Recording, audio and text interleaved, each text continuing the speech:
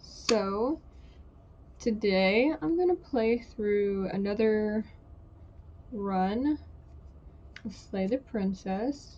Because last time, originally I thought it had like 9 different endings, and I was close. Because it has 10. Then I thought it went down to 6 for some reason, and I don't know what I was on, but yeah. Also, I have turned off the flashing images for this, so if that's an issue for you, then this should be fine.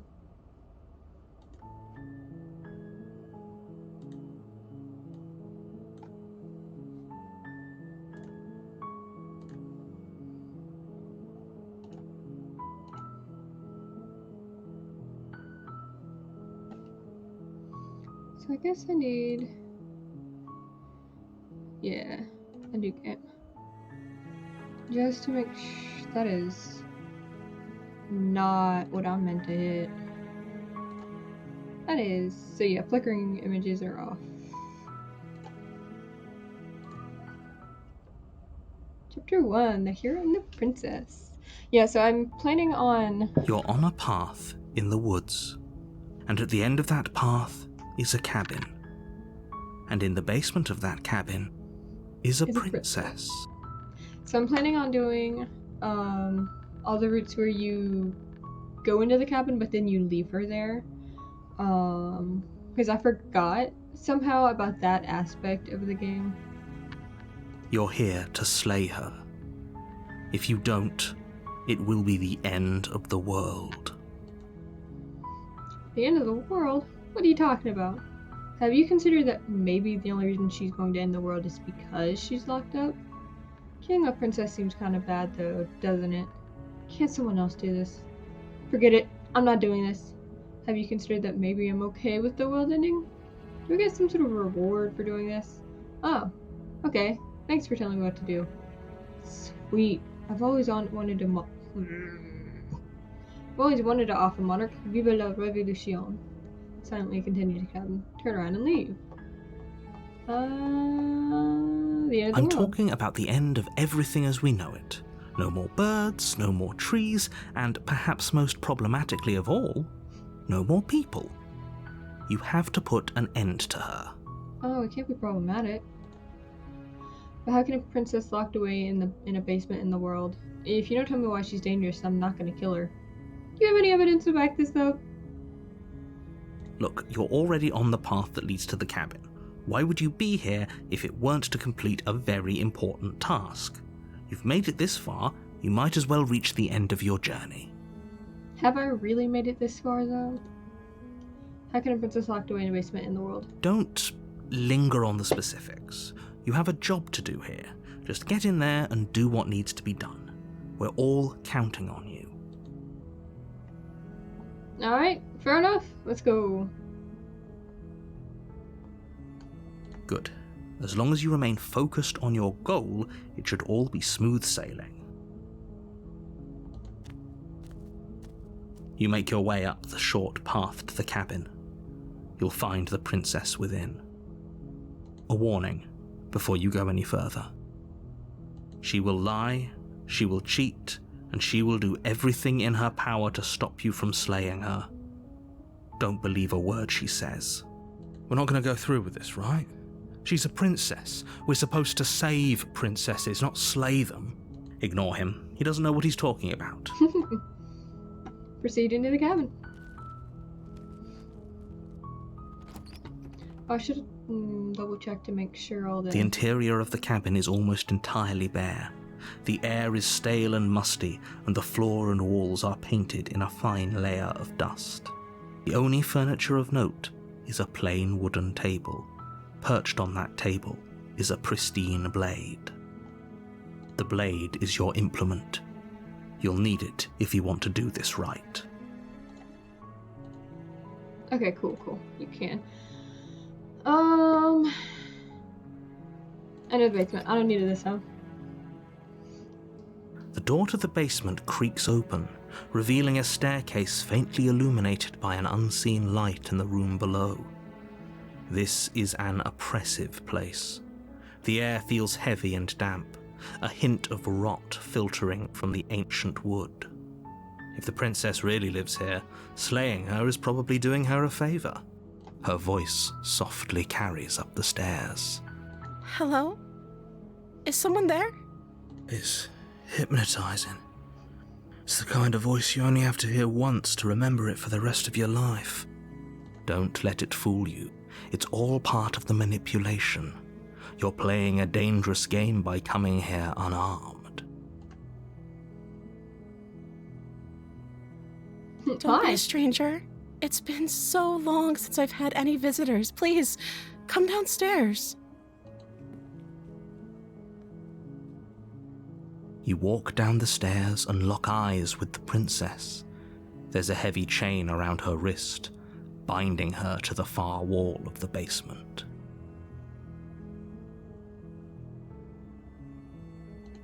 She's beautiful.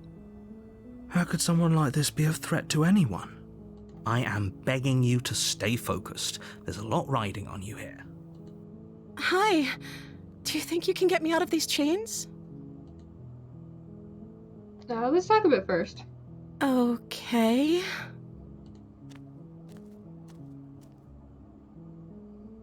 What's your name? Oh.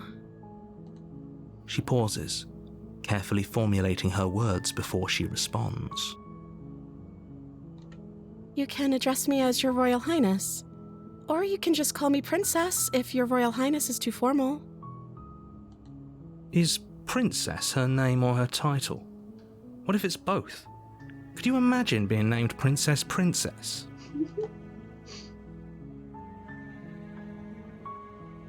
If I'm the first person you've seen in a while, what have you been eating? Or drinking? I don't see what that has to do with anything. This is the only time this is ever going to happen, but I agree with the princess. That's hardly relevant. Okay, but actually, what has she been eating? She has to eat, right? So is Princess your name? I don't know anything about you. For all I know, you're locked up down here for a reason. I was sent here to slay you. You were supposed to end the world. What are you gonna do if I let you out of here? I'm gonna keep you locked away down here, at least for a little bit. We can get to know each other better while I decide what to do. Keep her locked away. I'm sorry, but I just can't trust you. This doesn't add up. It isn't worth the risk to take your word over the potential fate of the world. Retrieve the blade. Go back upstairs to retrieve the blade without saying another word.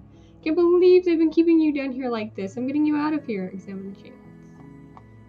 I have to be able to, like, abandon her without killing her, right? What are you gonna do if I let you out of here? The princess hesitates before responding. She doesn't know. She's been down here too long to have any idea of what she'd do in another life. I miss him. She knows what she'd do. She's just searching for whatever answer she thinks you want to hear. Are you looking for the truth, or are you looking for the right answer? Because with the dynamic we have going on here, I don't think the specifics of what I do really matter. I mean, yeah. It's not like you'd believe me.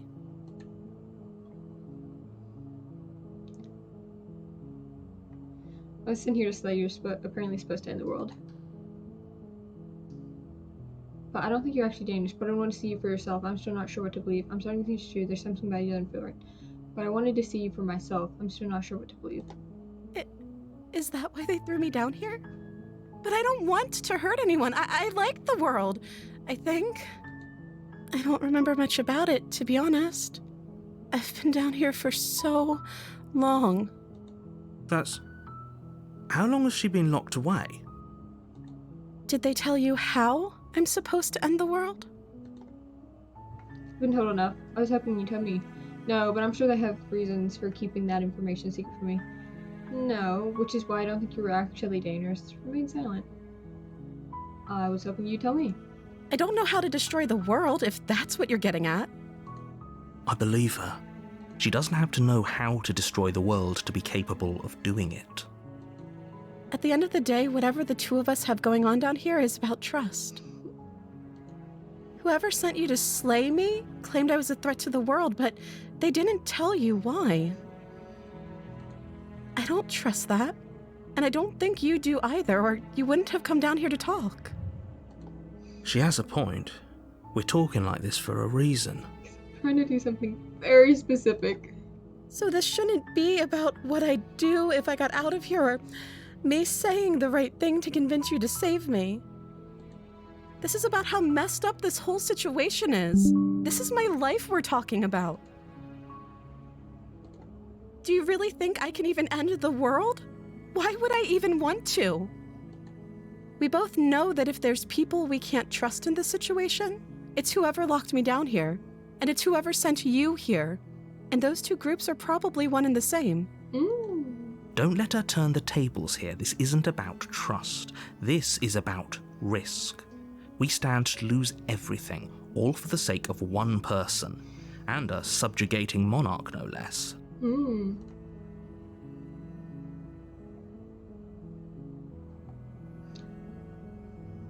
I won't kill you, but I can't just set you free. It's too risky. What if I stayed for a while and just kept you company? Maybe then everyone could be happy. Okay, I think I had to go with I had to keep her locked away down here, at least for a little bit. Because this one is retrieving the blade. There's retrieving the blade, and I don't want to do that. And I don't want to set her free quite yet. So I'm going to keep her locked away down here. Whoops! That seems like a pretty good compromise. I don't think I could bear being down here that much longer. Leaving her alive is too risky. If you don't deal with her soon, she will find a way out. So I'm the only one who liked that idea. Yeah, well, yours is the only one whose opinion matters. One way or another, I'm going to find a way out of here. It would make it easier for both of us if you'd help. Well, I don't like that. But if you don't, I can promise that you'll regret that decision.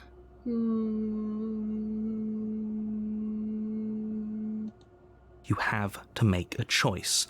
Let's hope for all our sakes it's the right one.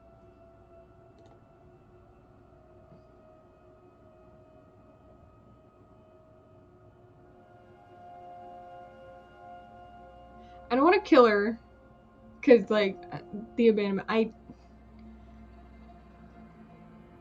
think this is leading me down a specific route, and that's not the route I wanted to take yet. Lock her in the basement. I know you think this is some kind of fair compromise, but it isn't. No one wins here. It's a chance we'll have to take. We can make this work if we just stay here and keep watch.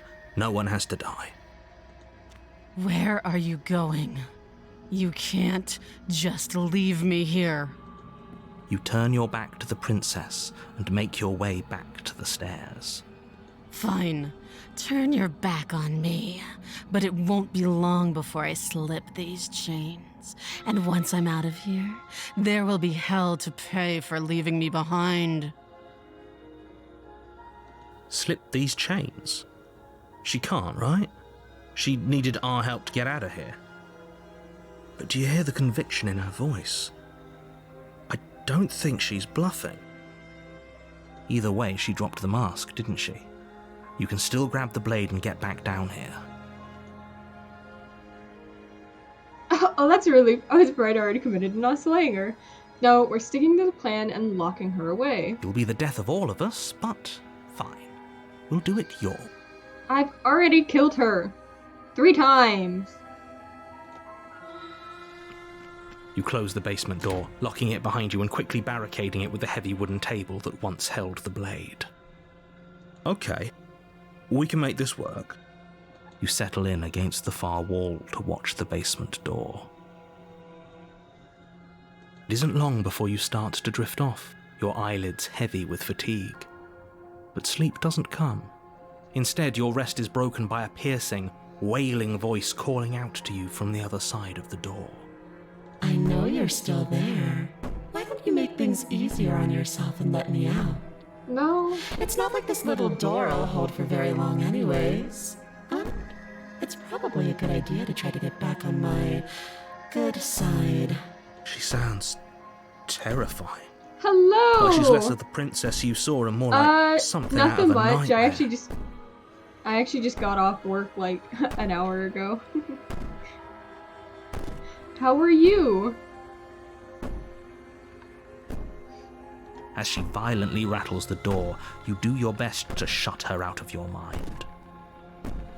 When I get out of here, I'm going to pick you apart piece by piece. I won't forget what you did, and I'll never forgive it. You don't know the kind of enemy you've made tonight. That's nice.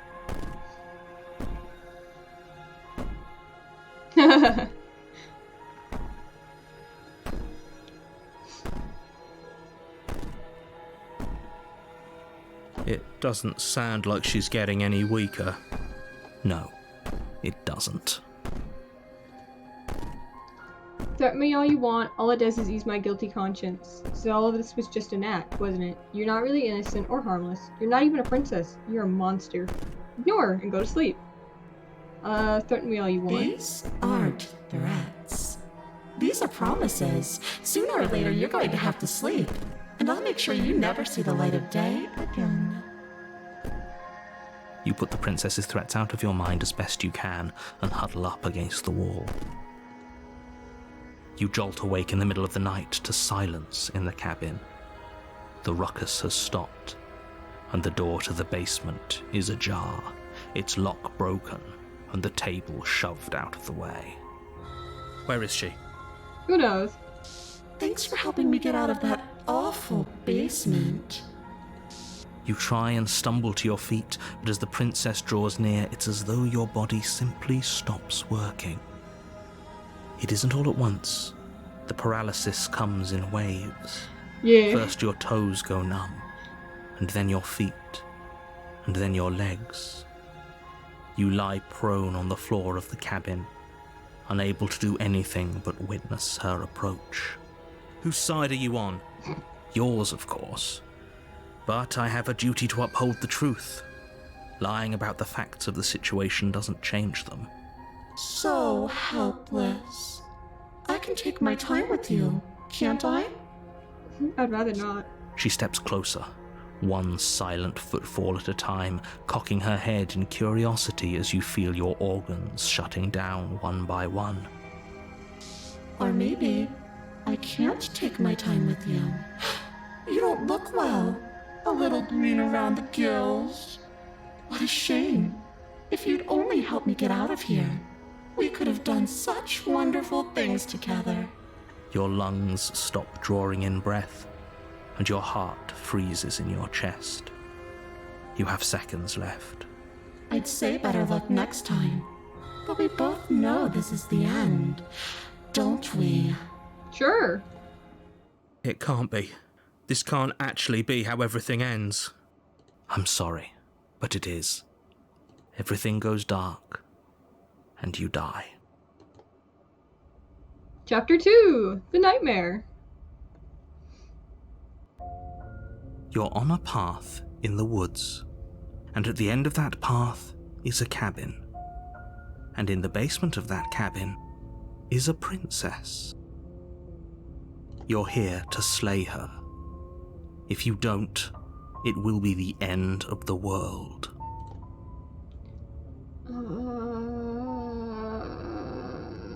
Proceed, I'm not going through all that again. A warning before you go any further. She will lie, she will cheat, and she will do everything in her power to stop you from slaying her. Don't believe a word she says. I don't think lying and cheating is her thing. She was very direct with us last time. Or at least she was direct with us after we decided to lock her away. It doesn't matter. Don't trust anyone. Proceed.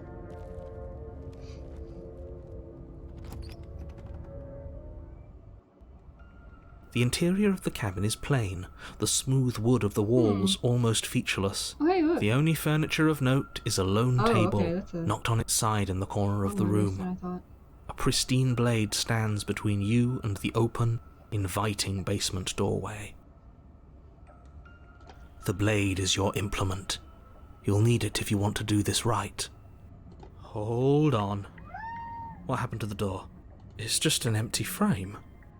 She's already gotten out, hasn't she? And she's ready for us. She's been waiting. Can't you feel her eyes on us? You wanna know? Come here. I'm going to need all of you to pull yourselves together. The princess has not already gotten out, but if you keep getting stuck in your head like this, you're going to struggle to get the job done. So deep breath in, deep breath out. Your task awaits, and only you can do it. Didn't say anything about the mirror on the wall. You're right. I was so stuck on the eyes watching us that I didn't even notice it there.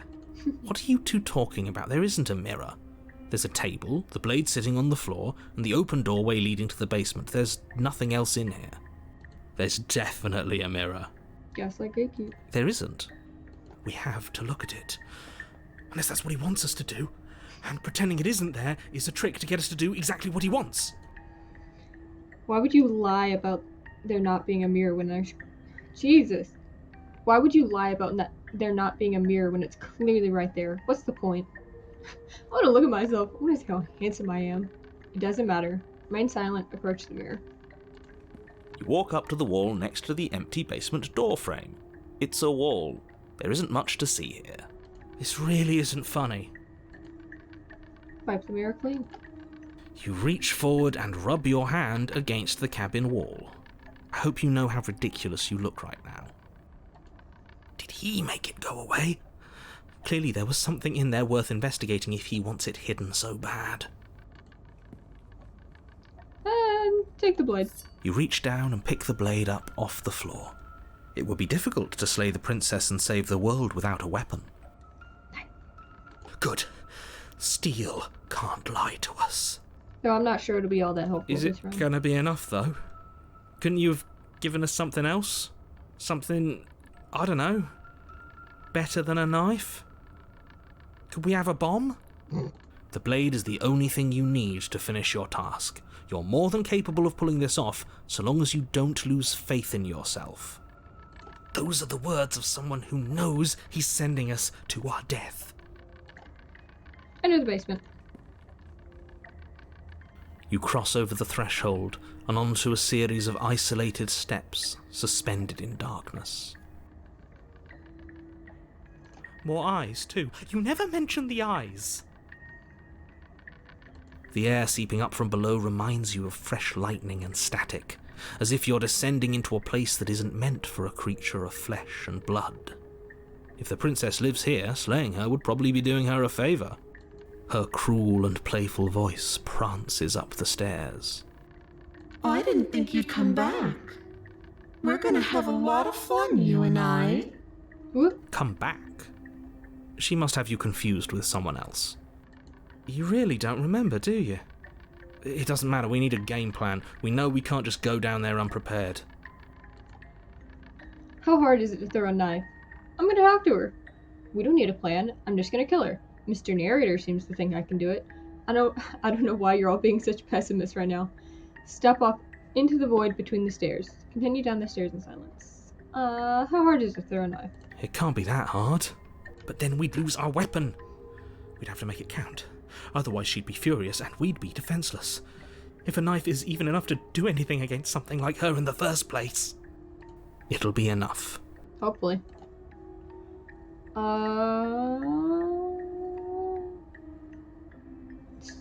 Continue down. You make your way to the bottom of the stairs. As you emerge, you find yourself between two loose rows of white wooden planks suspended in nothingness. A smattering of cobblestones, visible against the inky black of the basement, mark where the floor should be, forming vague pathways. At what seems to be the end of the room, they diverge in opposite directions, left and right. She could be anywhere, and there's nowhere for us to hide. We're completely exposed. Are you really not going to comment on how weird this place is? No, I'm not. Somebody needs to be the voice of reason here, and it certainly isn't you. Excuse me, I'm being incredibly reasonable. You're the one who's just matter-of-factly describing whatever the hell we're looking at like it's an ordinary basement. We're going to die down here. I don't want to die again. Please stop saying that. You're only going to make things worse. Just pick a direction and start moving. I wouldn't give it too much thought if I were you. It doesn't really matter. Because either way you go, I'm going to find you. Go left, go right, do nothing, and go back the way you came. Let's go left. You turn to the left. A faintly outlined path lies before you. There you are. Woo! I told you I was going to find you. As the princess approaches, your legs suddenly go numb. Your arms quickly follow. This is it, isn't it? And you brought a little knife with you. Cute. There has to be a way out of this. Think. Think! What did you do? Pull yourself together. She isn't supposed to be like this. I wonder how many times I'll get to play with you before you break. Your vision cuts out as your blood begins to coagulate. It's as if every part of your being is coming to a lurching halt. Heart, lungs, liver, nerves. Heart, lungs, liver, nerves. Your lungs pull in a desperate gulp of air as your eyes shoot back open. Heart, lungs. What are you doing? I'm working! Do you want this body to function, or do you want... Okay, whatever you were doing, please just start doing it again. You sure about that? Are you sure that's what you want, or do you want to interrupt me some more? You have seconds left. Yes, I'm sure. Heart, lungs, liver, nerves, heart. Again, your eyes shoot open as you gasp for breath. Nerves. Can't decide what you want to do, can you? Oh well, standing there gasping like a fish is more fun than dead, even if you look ridiculous. Nerves. She isn't attacking us.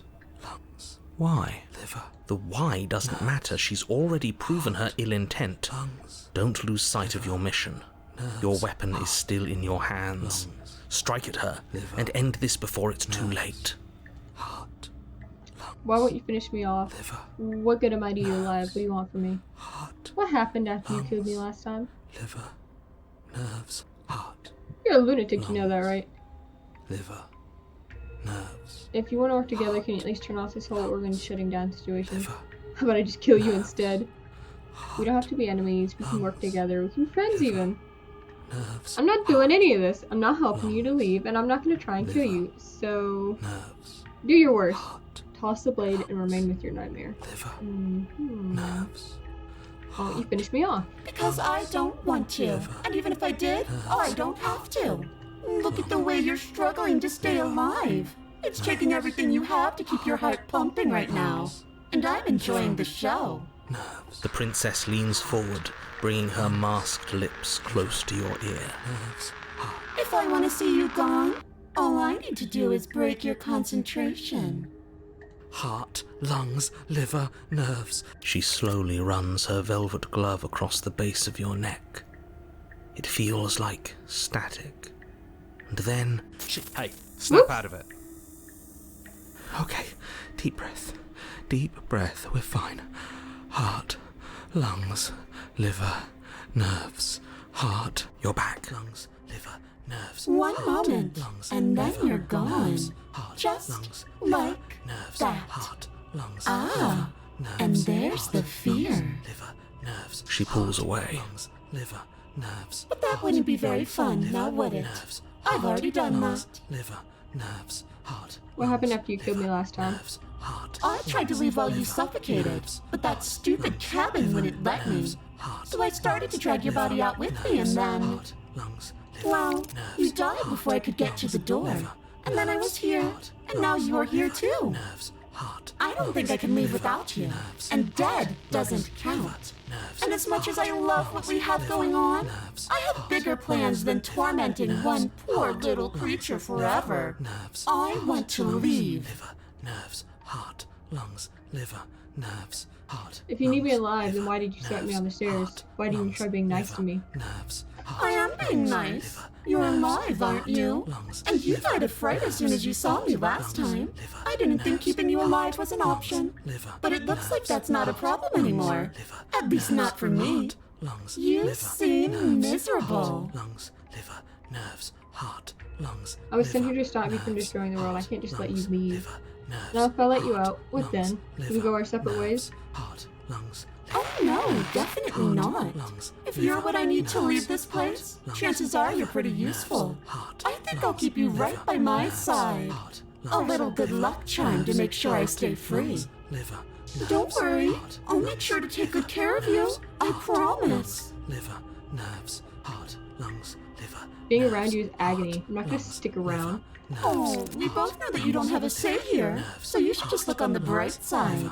Well, I'm not sure what the bright side is for you, but I'm positive you can find it if you look hard enough. Nerves, heart, lungs, liver, nerves, heart, lungs, liver, nerves, heart, lungs, liver, nerves, heart, lungs, liver, We're not nerves, leaving. heart, Let's- lungs, liver, nerves, heart, lungs, Where's the stabber liver, button? nerves, heart, lungs, Why don't I just liver, kill you nerves, instead? heart, Princess lungs, cocks her liver, head, nerves, neck cracking heart, uncomfortably, lungs, liver, nerves, and you can't help heart, but imagine a lungs, liver, smile nerves, carve its way heart, from lungs, ear to liver, ear nerves, on the other heart, side of her lungs, mask. liver, nerves, Thinking about that knife, are we? nerves, heart, Go lungs, ahead. liver, Put that little nerves, theory to the heart, test. lungs, liver, See how it nerves, plays heart, out. lungs, But I don't liver, think you're going to nerves, like what heart, happens. lungs, liver, Because even if you nerves, make me heart, dead, lungs, you're liver, not getting out of nerves, here. heart, This lungs, place liver, is nerves, mine. heart, lungs, And I'm not liver, giving you the nerves, stairs unless heart, I'm leaving lungs, with you. liver, nerves, heart, lungs, liver,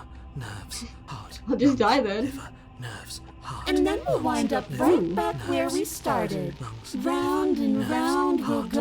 lungs, liver, I wonder what will be nerves, different heart, next time. lungs, liver, Maybe you'll nerves, actually be able to move a lungs, limb. liver, Who nerves, knows? heart, That's a nice little lungs, animation. liver, But nerves, I'm heart, always lungs, going liver, to win. nerves, heart, lungs, liver, nerves, heart, lungs. You sure about liver, that? nerves, Give it enough tries and heart, I'm bound to win lungs, eventually. liver, Maybe you don't nerves, get to come heart, back like I do. lungs, liver, nerves, Is that a heart, bet you're lungs, willing to liver, take? nerves, Imagine heart, climbing a lungs, mountain of liver, lifetimes. nerves, heart, And when you lungs, finally liver, reach the nerves, summit, heart, when you lungs, finally liver, win, nerves, the heart, only lungs, view you liver, find is nerves, me. heart, lungs, And liver, then nerves, I heart, push lungs, you, liver, and you nerves, go tumbling heart, all the way lungs, down those liver, millions upon nerves, millions of heart, battered and lungs, broken liver, pieces of you that nerves, couldn't heart, make the lungs, cut. liver, nerves, What then? heart, Would you lungs, have it in you to liver, climb again? nerves, heart, It sounds like a lot of lungs, effort liver, for nerves, nothing. heart, When lungs, instead we can just leave this place nerves, together. heart, lungs, Hand liver, in hand. nerves, heart, lungs, liver, nerves, heart, lungs. You're a lunatic. liver, You know that, right? nerves, I am what I am. lungs,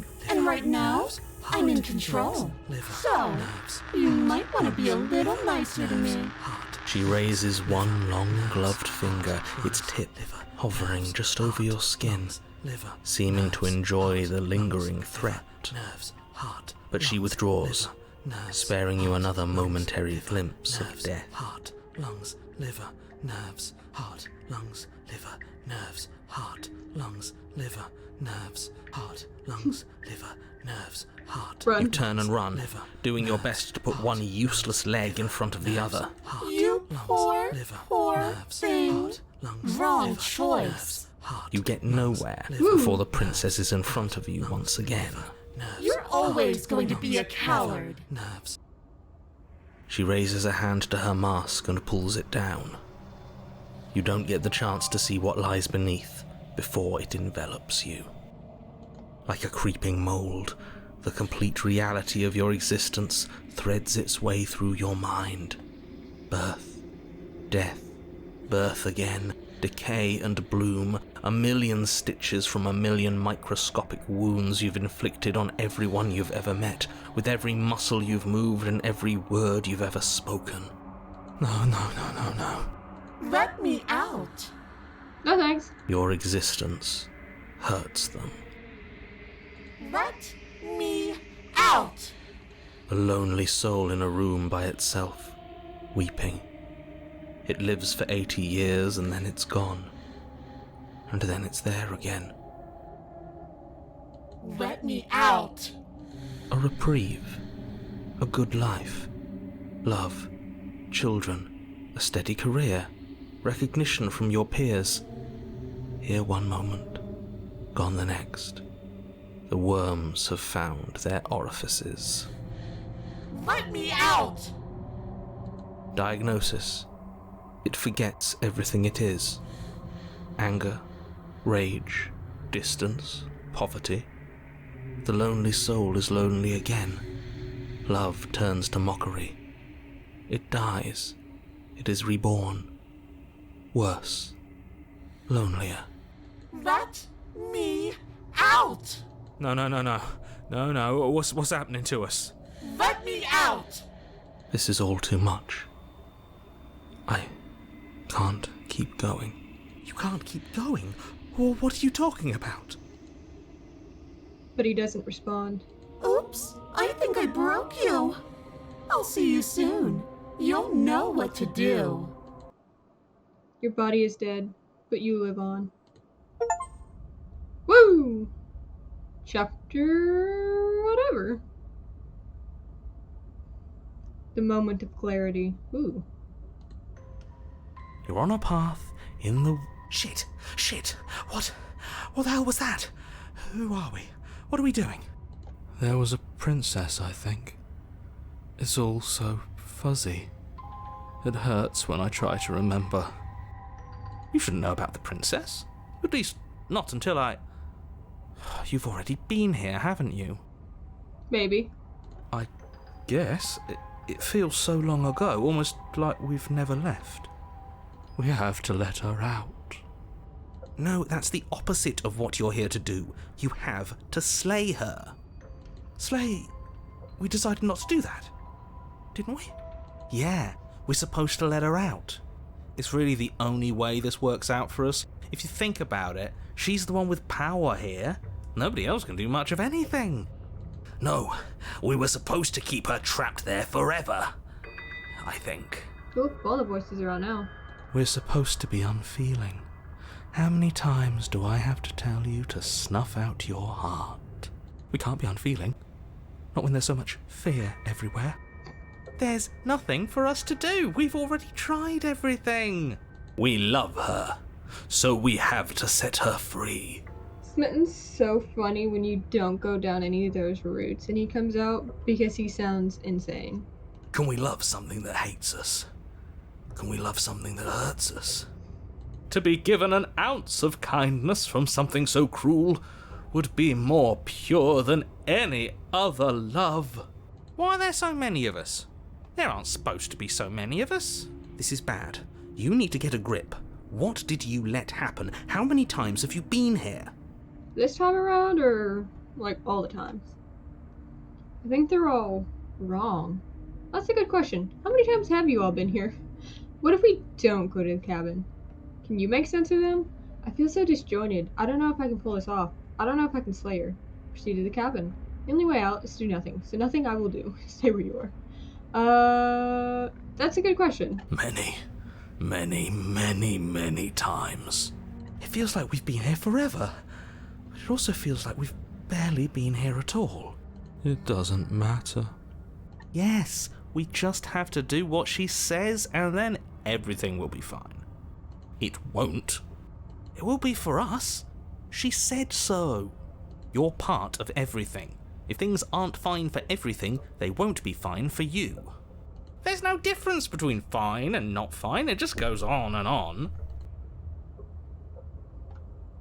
But that makes sense. I only remember being here twice before this, and some of you don't seem to remember being here at all. Was I here those other times? Did someone else make the decisions? What does here even mean if you really think about it?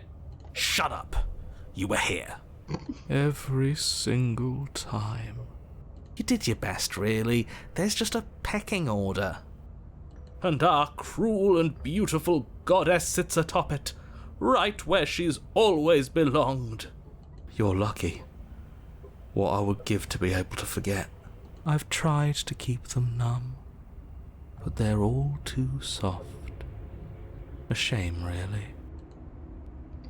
I don't remember what I did, and it couldn't have been me that did it. I feel so disjointed. I don't care how you feel. You What have you to do? slay her. You have to pull yourself together. You have to snap out of it. You're lucky you haven't been stuck here like the rest of them. There's no other way to keep going. You either need to forget, or you need to stop feeling much of anything. They can't do either. He's not wrong. He's the only smart one left, if you ask me. He's worse than her. Damn.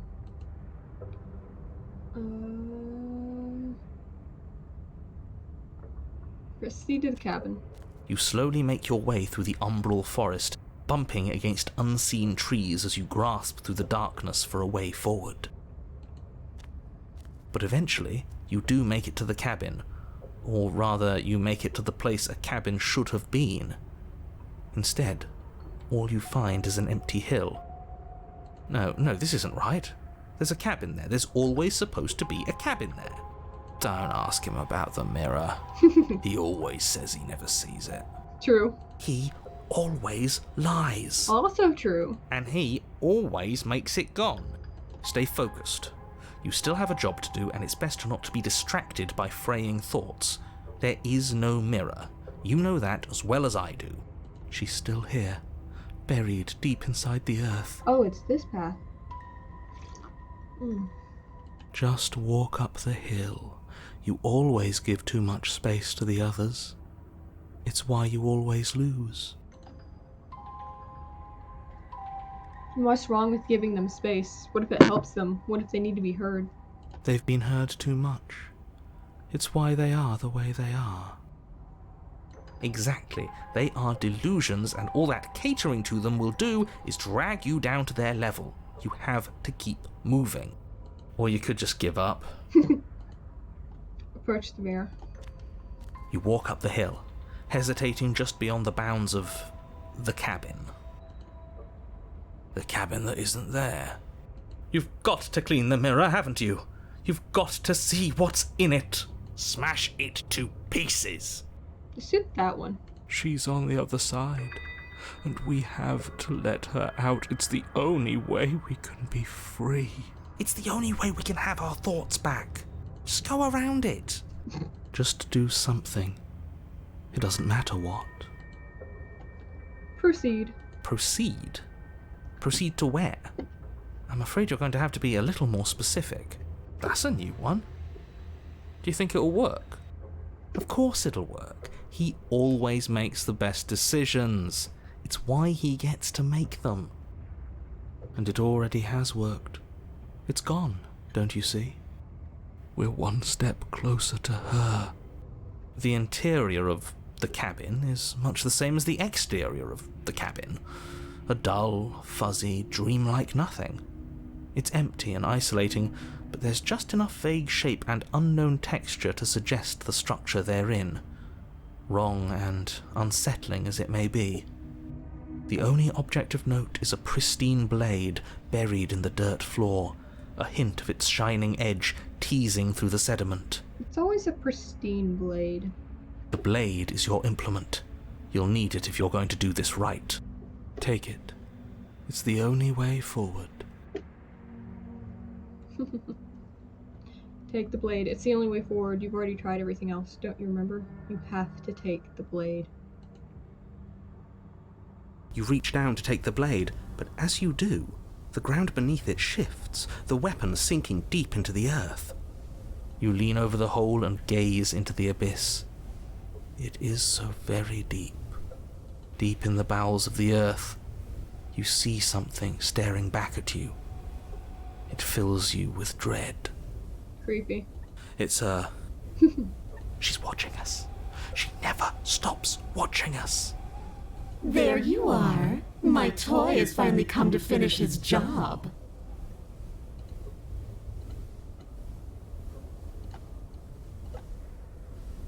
What didn't we do that?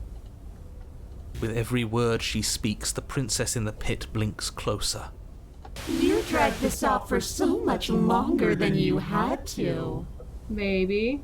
And closer. But it was always just a matter of time. And closer. You were going to have to stop running eventually. And closer. Everything stops running eventually. Except for me. I've already taken your will, and you're not getting it back. All that's left is for you to take my hand and let me out. It'll be so much fun. You and me, together, exploring the world and spreading fear wherever we go. Well, mostly just me. But you'll get to be there too. A witness. I can even make you a little cage if you want. Gilded and everything. Do something. Do anything that isn't taking her hand. We can run again. You're just an object, a tool. You once were something else, a long time ago. But was that something you, or is that just a dull and jaded memory? There is no other ending here. Just take her hand and set her free. You extend your hand to hers. For all her past cruelties, the moment feels gentle, tender even. I can't believe you just made me say that. I hate you. Yeah, well, I hate you. The motion is difficult at first, as if something still resists your efforts. But then that resistance gives way, and it's over.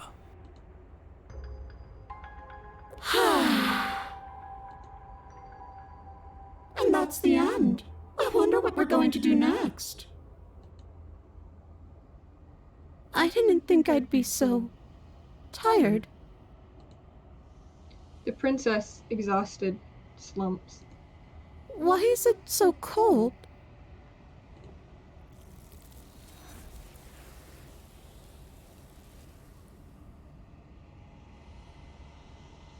You don't have an opportunity to respond. Something has taken her away, and it's left something else in her place. She's gone. Yeah. I can finally think again. Almost. That mirror's back. What does that mean for us? I'm sure it'll be whisked away just like her. Maybe it won't be gone. Things are different now, aren't they? Doesn't seem like there's much else to do here. Finally, we can smash it. Oh, will you stop with the smashing? What do we say, boys? One last vain attempt to look at ourselves. Yeah.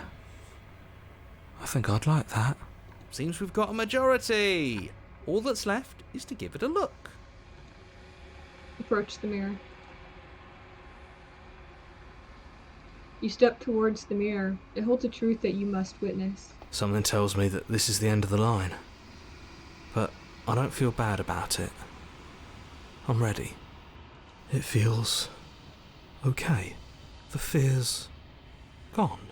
I'm done fighting. My heart feels quiet. The game was always going to end. I'll be free of all of you. I'm ready for the truth. I'm ready to sleep. I'm just ready to be anywhere that isn't here. Boys, it's been an honor. Gaze into your reflection. Silence as you reach forward. They're gone, but the mirror remains. It's time for you to see what's in it. It's you. You are alone in a place that is empty. It is quiet here. Proceed to the cabin. You are at the cabin. Approach her. Something finds me in the long quiet and brings me the gift of a fragile vessel. The gift of a fragile vessel. Yes, nerves and fibers to feel the worlds beyond, perspectives to make my own. This one is filled with sadness, a doll abandoned to the company of her darkest impulses. She desires only companionship, but the only thing she knows is how to hurt. She will make for a tender heart. Do not mourn her. She has finally found her way home. What are you? I am solitary lights in an empty city. What are you? Solitary lights? What do you mean? What do you think I am? I don't know what I am. I'm a person. I don't know what I am. I think that you are like me. We are oceans, reduced to shallow creeks. Is this the end of the world? How can the world have ended if we are talking? Let her out of there. Do you know the narrator? Are you what sent me to slay the princess? Are you what tracked me here? You know about the worlds beyond this place. Are you the princess? Do we know each other? What happens now? Attack the entity, destroy your body. Do we know each other? You are familiar, but you are not me. I feel sadness, longing, hope as I witness you. Do you know the narrator? You are the only thing I have ever known. The space we're in is vacant. Nothing comes here but us.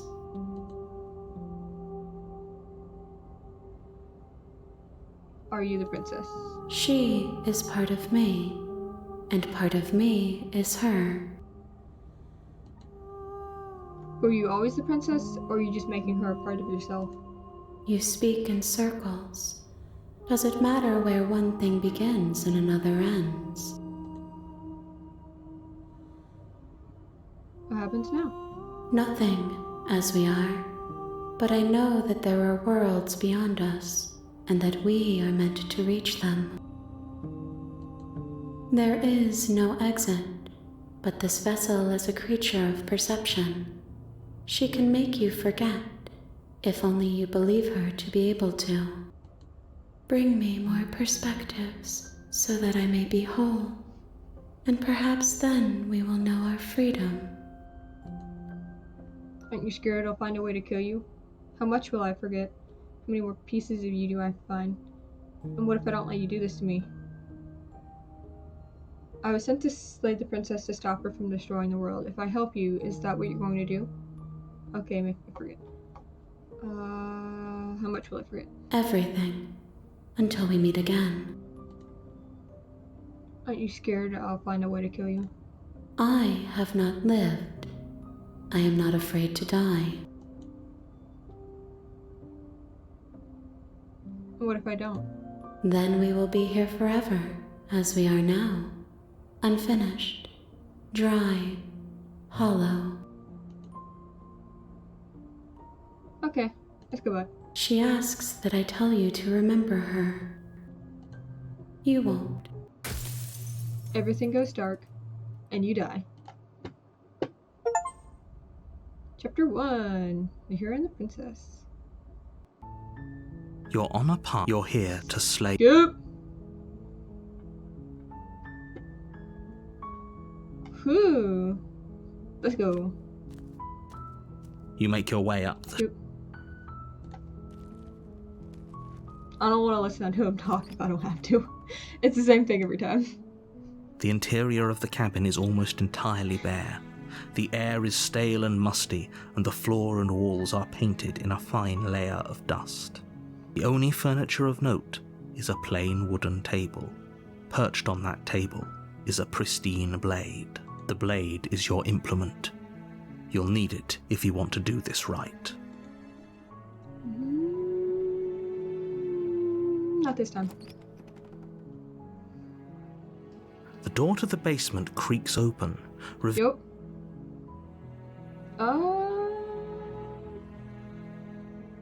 Hey, I think I'm here to slay you. I wonder what happens if I lie about being here to save her. Wait, really? You're here to rescue me? I was starting to think I'd be stuck down here forever. I see. You're trying to get her to lower her guard. It's a gamble, but it might work. Come downstairs. I want to see the face of my rescuer. Because I'm trying to do... I've done all the routes where you... You walk down the stairs and lock eyes with the princess. There's a heavy chain around her wrist, binding her to the far wall of the basement. I think I've done almost all the ones where you slay her first. She's beautiful. How could someone like this be a threat to anyone? I am begging you to stay focused. There's a lot riding on you here. Hi. I can't believe you're here. I've been waiting for something like this to happen forever.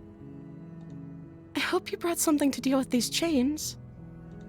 You were lying when you said you were here to rescue her, but regardless of your intentions, breaking her out of those chains would be a big mistake. Don't even try it. Let's see what I can do. You're only making this more difficult. Don't worry, she's not leaving. Thank you. Yet. Thank you. You're making a huge mistake. No, you're doing the right thing. You walk up to the chains binding the princess to the wall and give them a tug. They're large and heavy, far too solid for you to even imagine trying to break them apart. I'm guessing you don't have the key? Oh. Maybe it's somewhere upstairs. Doubtful. Whoever locked the princess away down here intended for her to never see the light of day. They wouldn't have just left the key to her chains somewhere in the cabin. If I don't... we did the... Okay. I guess I accidentally soft-locked myself in this room. Okay. I'll be here. Good luck. Going upstairs, I check for the key. You attempt to make your way out of the basement, Soft-locked but the myself. door at the top of the stairs slams shut. You hear the click of a lock sliding into place. Is someone else here? Return to the room upstairs. You make your way to the bottom of the stairs. This would have been so much easier if you'd just taken the blade like you were supposed to. Shut up! Easier for whom? Easier for everyone. Look at the mess you're in. I heard the door slam. They locked you down here too, didn't they? There's a slight panic rising in the princess's voice. If I could just get out of these chains, I know we could force our way out of... No! Okay. Good thing. I didn't want to see that again. She cheesed her arm off. That's what happened. Yeah, let's see what happens if we kill her. Without hesitation, you... Oh, why didn't he talk? Without hesitation, you bring the blade down and plunge it into the princess's back. Finally.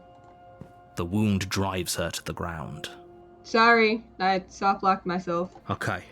There's no going back now. I'm with you to the end. You bastard. Were you lying to me this whole time? Maybe. The princess pushes away from you, the motion ripping the blade from her back. Wounded, but still alive, she crouches on all fours in the corner of the room and meets your eyes with the ferocity of a cornered predator. You've made a terrible enemy, and there's nothing in the world that can possibly save you from me. Not the route I was going for, but I'll take it. I thought we had the upper hand, but it's as if she's barely even threatened by us. It's an act. She's wounded and unarmed. There's nothing she can do to hurt you. I'm not so sure. Oh, Haru actually looks fine in this. I guess it's because she didn't get the chance to gnaw through it more. Don't waver now. As you ready your blade to deliver a lethal blow, she lunges at your legs with the same animal ferocity she used to tear at her arm. Your knife cuts into her again and again as you're tackled to the ground, your body racked with pain as she rips into you with tooth and claw. Forget about trying to rescue her. This is about survival now. Give her everything you've got. Slay the princess. Though your nerves are seizing with pain, you know you've done your fair share of damage as well, your blade having left deep gashes in the princess's back. You seize a moment of hesitation to throw her off of you and shakily push yourself back to your knees. We can still turn this around.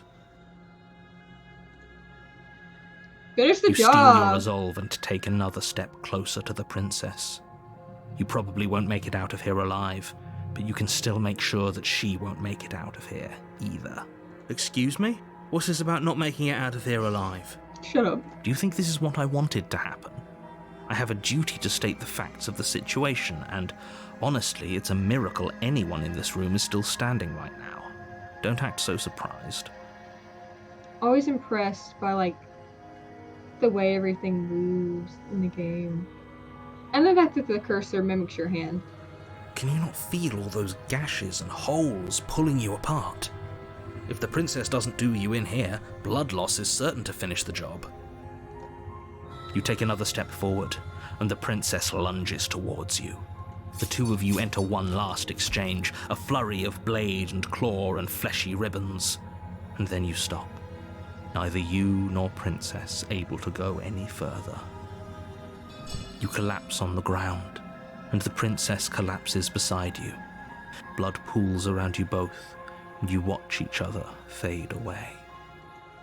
After all this time alone, I thought I'd finally found a friend, but you were just another monster, weren't you? I did the nice option last time. Silence as the room starts to get fuzzy around you. Well, not last time, but... You've paid a terrible price, but you've saved us all. It's over. If you think this is it, you're sorely mistaken. One way or another, I'll make sure you pay for this. But you don't have time to worry over such things. Everything goes dark, and you die. Chapter 2, The Witch. You're on a path in the woods, and at the end of that path is a cabin. And in the basement of that cabin is a princess. You're here to slay her. If you don't, it will be the end of the world.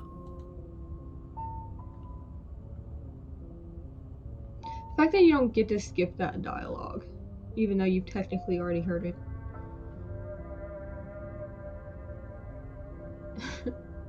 Proceed. A warning before you go any further.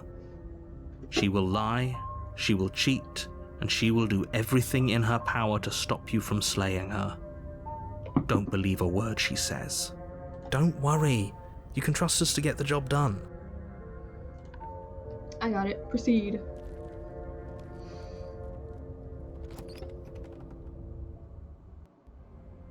The interior Ooh. of the cabin is a mess of twisted roots. The walls a chaotic weave of knotted wood that, almost as if by accident, just happened to resemble a room. The floor is damp and earthy, and the only furniture of note is a slab of mud in the shape of a shelf, with a pristine blade perched on its edge. The blade is your implement. You'll need it if you want to do this right. Approach the mirror. You walk up to the wall next to the basement door. It's a wall. There isn't much to see here.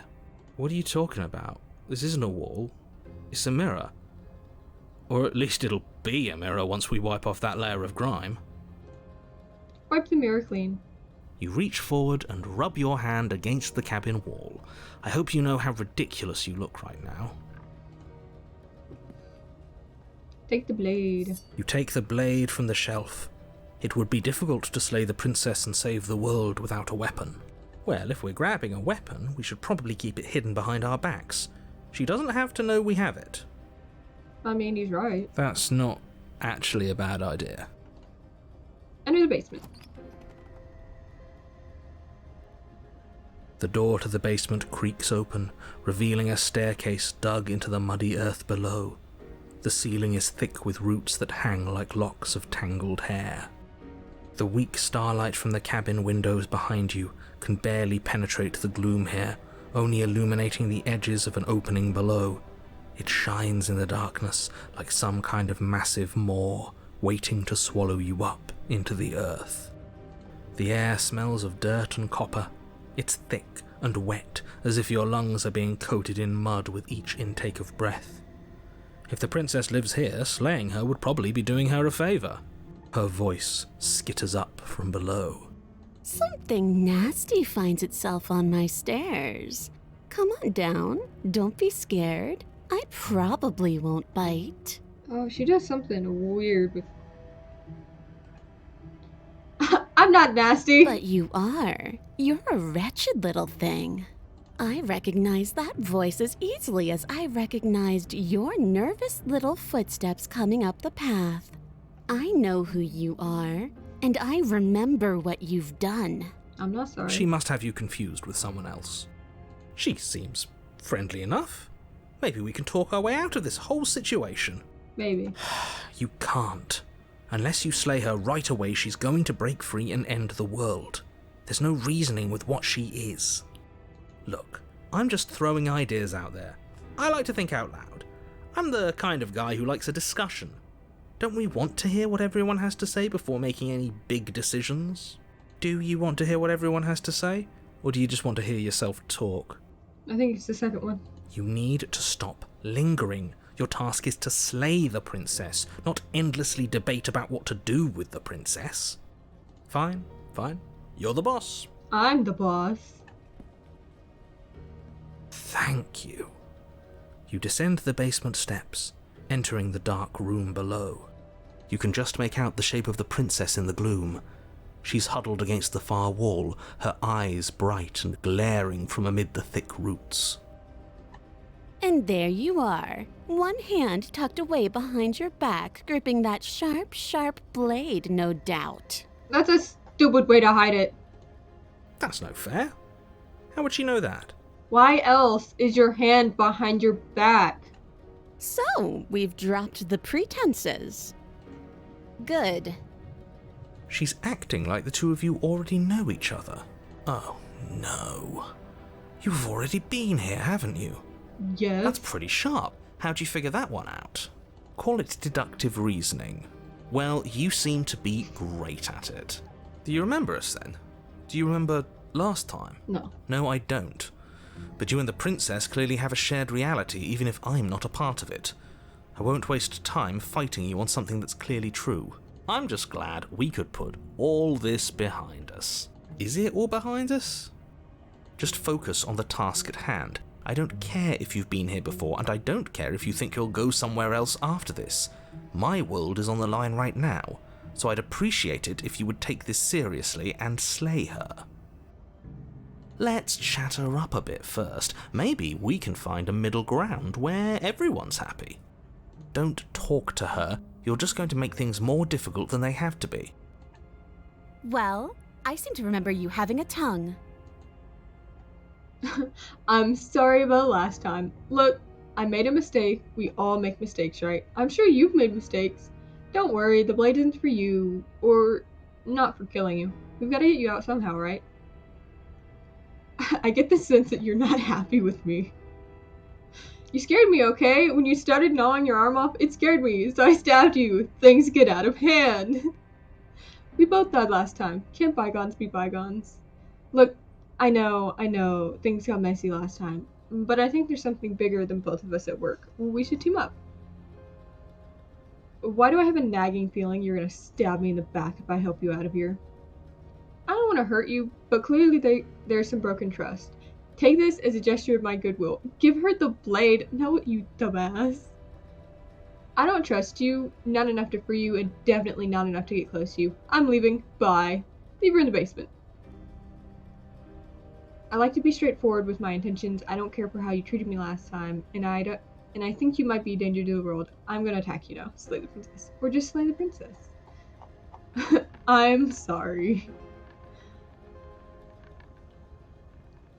I like the you scared me, okay? Things did get out of hand, didn't they? But it's hard to let bygones be bygones when they led to murder. And you started it. Maybe. Look, I made a mistake. Ooh, smart. Let's apologize. Get us back on the right foot. The only mistake I ever made was thinking you would help me. And I'm not going to make the same mistake twice. Well, that leaves us at a stalemate. But unfortunately, I need you if I'm ever going to leave this place. I'm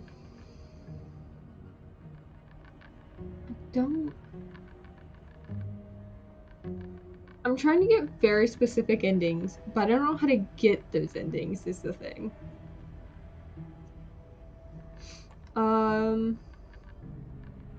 Let's leave her in the basement again. Very pragmatic. That is why you're in charge. Thanks. Abandoning me, are you? Fine then. Run. Tuck your tail between your legs and scamper away. You might be able to escape me, but you can't escape from what you are and what you've done. If I don't take you, the wilds will. You turn to leave, but as you do, there's a deep, guttural groan, seemingly uttered by the walls themselves, followed by the creak of wood being stretched beyond its limits. The cabin starts to get smaller. What the hell is going on? We're getting out of here and saving our skins. That's what's going on. As the roots that make up the walls of the cramped basement attempt to close in around you, instinct kicks in and you bolt upstairs. The steps are uneven and lively, creaking as they expand out of the dirt floor, the stairway growing smaller and smaller as you dart up towards the light. You manage to squeeze through the door just as the entrance seals itself shut behind you. The cabin is smaller than it was before, and it's getting even smaller and smaller. That's fine, we'll just leave. I'm sure you'd like to do that. But unfortunately, there is no longer a front door.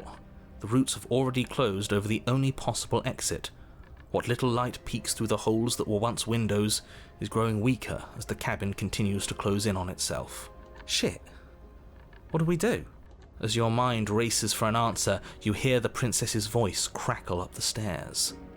Do you hear that, you loathsome thing? Those are the roots of the wild, and they're coming to choke the breath from your lungs and squeeze the life out of you.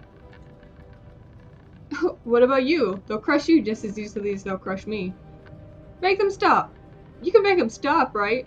We're not animals, we're people. We can work this out. We can make things better. I take it all back. I can help you get out of here. You and I can work together. We can be friends. Give up and await your death. What about you? As long as you suffer while you die, I'll gladly suffer with you.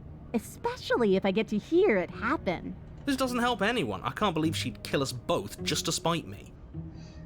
See? This is exactly why you were tasked to slay her, and why you shouldn't have left her in the basement. She's an antisocial monster who'll gladly burn the whole world for her satisfaction. The roots grow ever closer. We know. We can see them. Make them stop. Why though? Why are you doing this? Come on, they're pressing in on me. They're probably pressing in on you too. I'm only assuming that because I can't see you, but it sure sounds like they are. Why though? Why are you doing Because it's in my nature. Just like you coming here to hurt me is in yours. It's who I am. That is extremely not us. We're just doing what we're told, and making the best out of a difficult situation. We didn't even try to kill her. We just left her here. It's the same thing. It isn't. You feel something against your back. A thick root pushing its way into the cabin. An unstoppable, unyielding wall of bark. You're running out of time. Shit. What do we do? What do we do?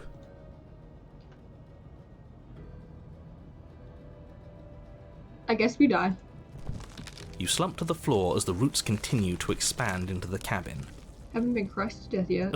We're never going to make something of ourselves with that attitude. You be quiet. At least she isn't going to make something of herself either. At first it's almost gentle, your body being lifted delicately off the ground as the floor shifts beneath you. But the cradle of the growing roots starts to feel suffocating, then unbearably tight, then that tightness gives way to bulging pressure as they begin to constrict. The sound of creaking wood is drowned out by the snaps and pops of your bones, pain flooding your senses as you feel your skin deform, being shaped unnaturally by the living cabin. The suffering is what you deserve, you hideous creature. Know as you die that you are hated. I hate you, and I'm glad to die horribly if it means you die with me. I wouldn't have it any other way. The pressure is unfathomable. You can't breathe, your vision swimming with red, your head pounding with trapped blood. And then you pop. Ew. Everything goes dark. And you die. Fun! Yes! Chapter 3, The Wild. Oh. We are a path in the woods. We have no beginning, and we have no end. But something cold and unnatural sits watching us from just beyond our edge. His gaze pushes against our borders, curling them in on themselves, preventing them from stretching to the places they need to reach. No, that's all wrong. You're not a path in the woods, you're on a path in the woods. Who's even saying that? That's not the princess, is it? Oh no. How many times have you been here? I lost count, if I'm being honest. I think this is our third? Oh, you mean for this route? Yeah, sure. That's bad. That's very, very bad. It wasn't even supposed to reach 2. If you're at 3, well, no wonder things aren't the way they're supposed to be. Let's get our facts straight. What happened last time? What could you have possibly done for things to be like this? A lot. The thing that sits beyond our edge speaks his logic into us. He tries to grasp at things that cannot be grasped. He tries to stare with wide pupils at that which can only be held from the corner of the eye or with a passing glance. Shut up. The rest of you, talk. What happened? What did you do? Why does he want to know? I don't mind where we are right now. It's rather nice. I can hear what everyone is thinking. There's no reason to keep secrets. We tried leaving her in the basement, but she made the cabin come to life, and it crushed both of us into a fine paste. And now we're here, existing. And for what it's worth, I'm with him. This is nice. It was a fitting end.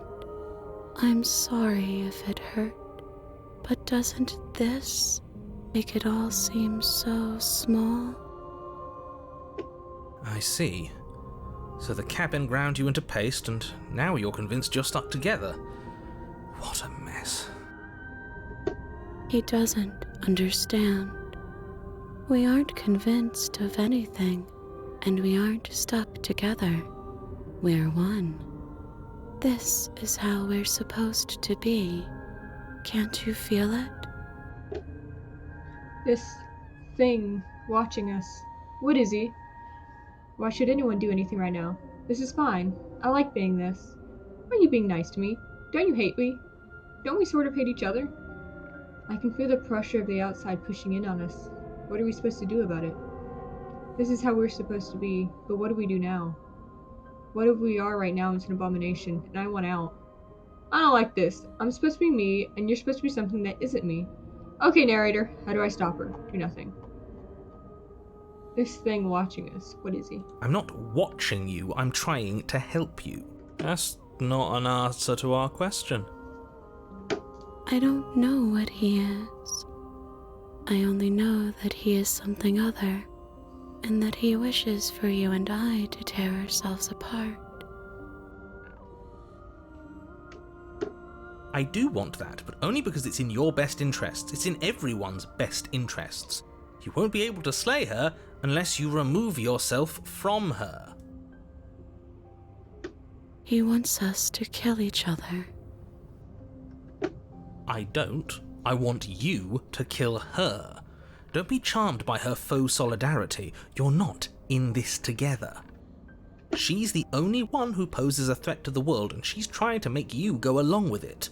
You don't have to enable her, especially when you have what it takes to stop her. I've had enough of this guy. How do we stop him? Okay, let's say I do want to stop her. What do I do? I feel like I can't do much of anything right now.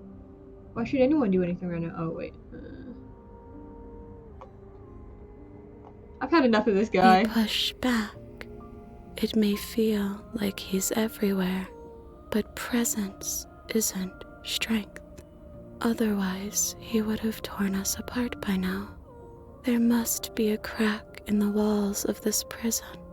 There must be a way for us to be free from him.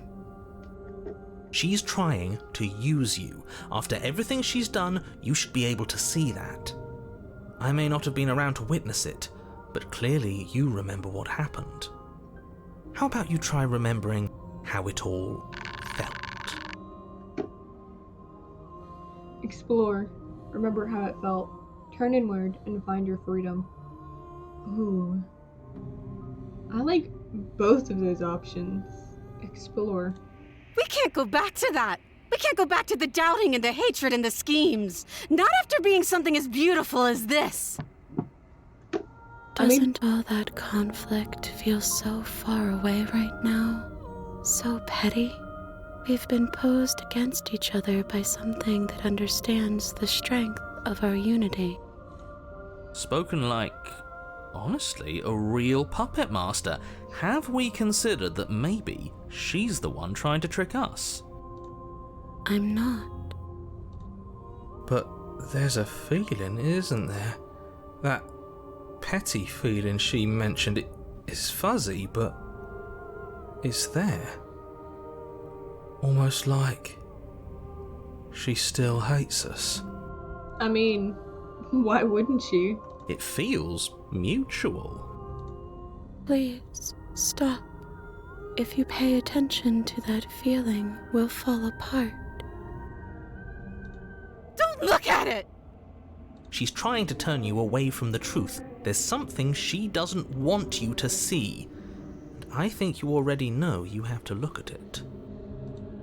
Everyone's pulling in different directions, but that feeling doesn't have a motive, it just exists. Maybe we should look at it. Gaze at the hatred in your heart. Bury it now, before it's too late. Gaze. Please, don't make us remember how we were. I'm sorry. And just like that, you start to fall apart. Right, she really does hate us, and we hate her.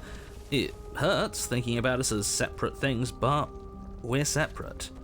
We can't hate ourselves. I love me. What were we thinking? Giving into absolute madness. We exist. We're real. We're separate from her. Of course we are.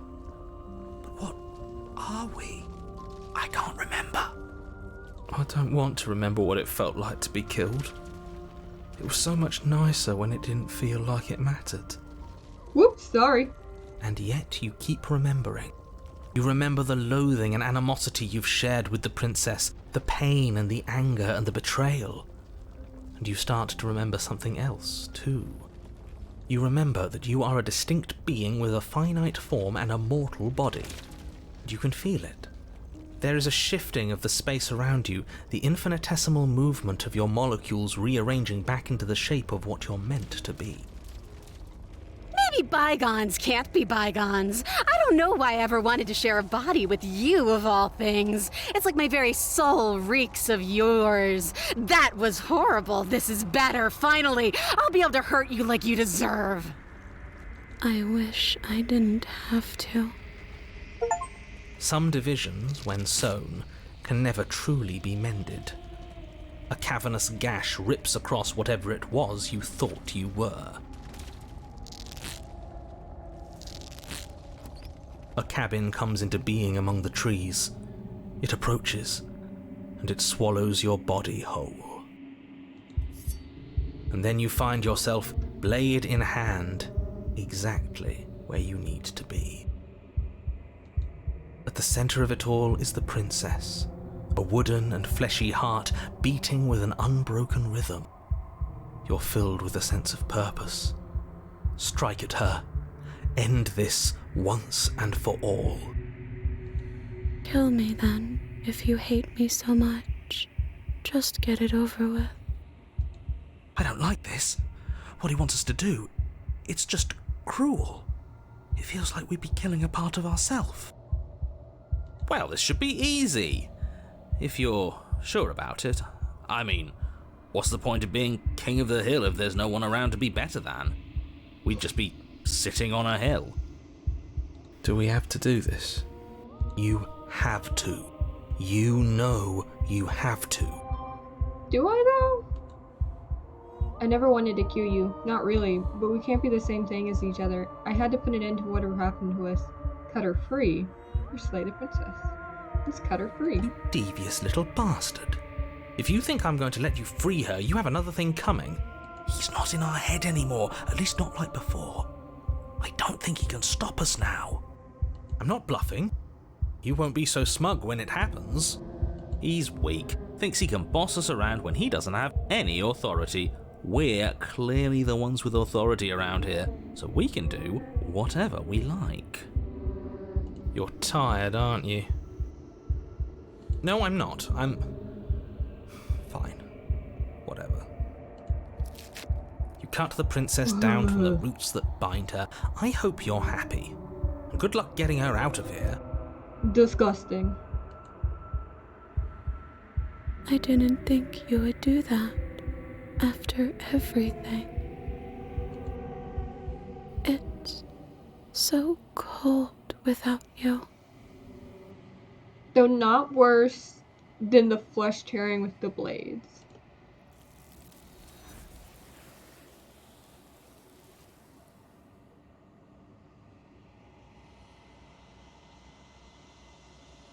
But you don't get the chance to respond, nor will you ever. It's time to leave. Memory returns. She's gone. Where did she go? Should we try and find her? And there's that mirror again. Why is it here? Why now? Of course you're scared. This is the end for you, but... Oh, I did say that right. Of course you're scared. This is the end for you, but it's not the end for me. What is that supposed to mean? Whatever awful thing I felt before, it feels so much worse now. You felt okay last time. You better watch your back. You can't get rid of me that easy. Can't even trust ourselves. Approach the mirror. You approach the mirror. Gaze into your reflection. Silence as you reach forward. They're gone once again. The mirror always makes them leave, but you need to see what's in it. You've grown. You find yourself in the long quiet once again. Proceed to the cabin. You are at the cabin. Approach her. Flickering lights and empty cityscapes become pockets of vitality and movement. I am more than I was before. Whenever you are ready, I will wipe your slate clean once again. Are you the same being as you were before? How much have you changed? Is a child the same as an infant?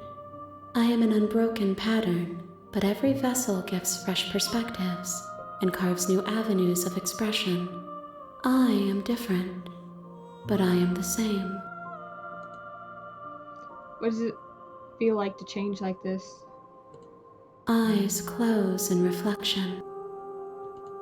Perspectives meld together, and the breadth of my experience stretches to new corners.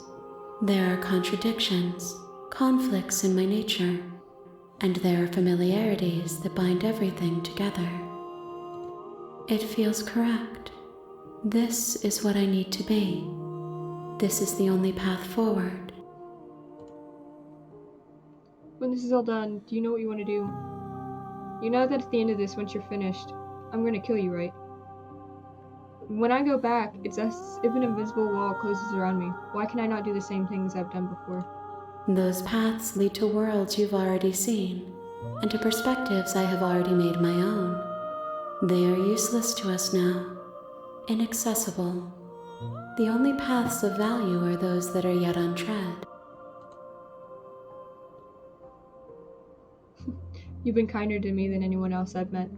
Thank you. You've been kinder to me than anyone else I've met. Why? Do you have any thoughts on this vessel? This one is like a shadow of me, twisting vines in search of answers.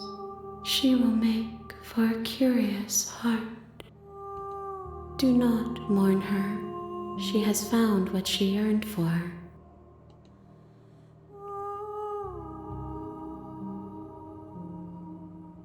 What do you feel about me? These vessels I've been bringing you, I've hurt them. The vessels are shaped by memories of you, but their impulses are drawn to the edge of the long quiet. To them, you are a gate to something more, and any hurt you've caused them is understood as a fair price for freedom. But they are only thoughts and perspectives. They are not me. The wounds they've suffered carve texture around my heart. Without them, I would be as I was before. I would be alone and without sensation. I could not feel the joy of having you by my side, for I would not know your absence.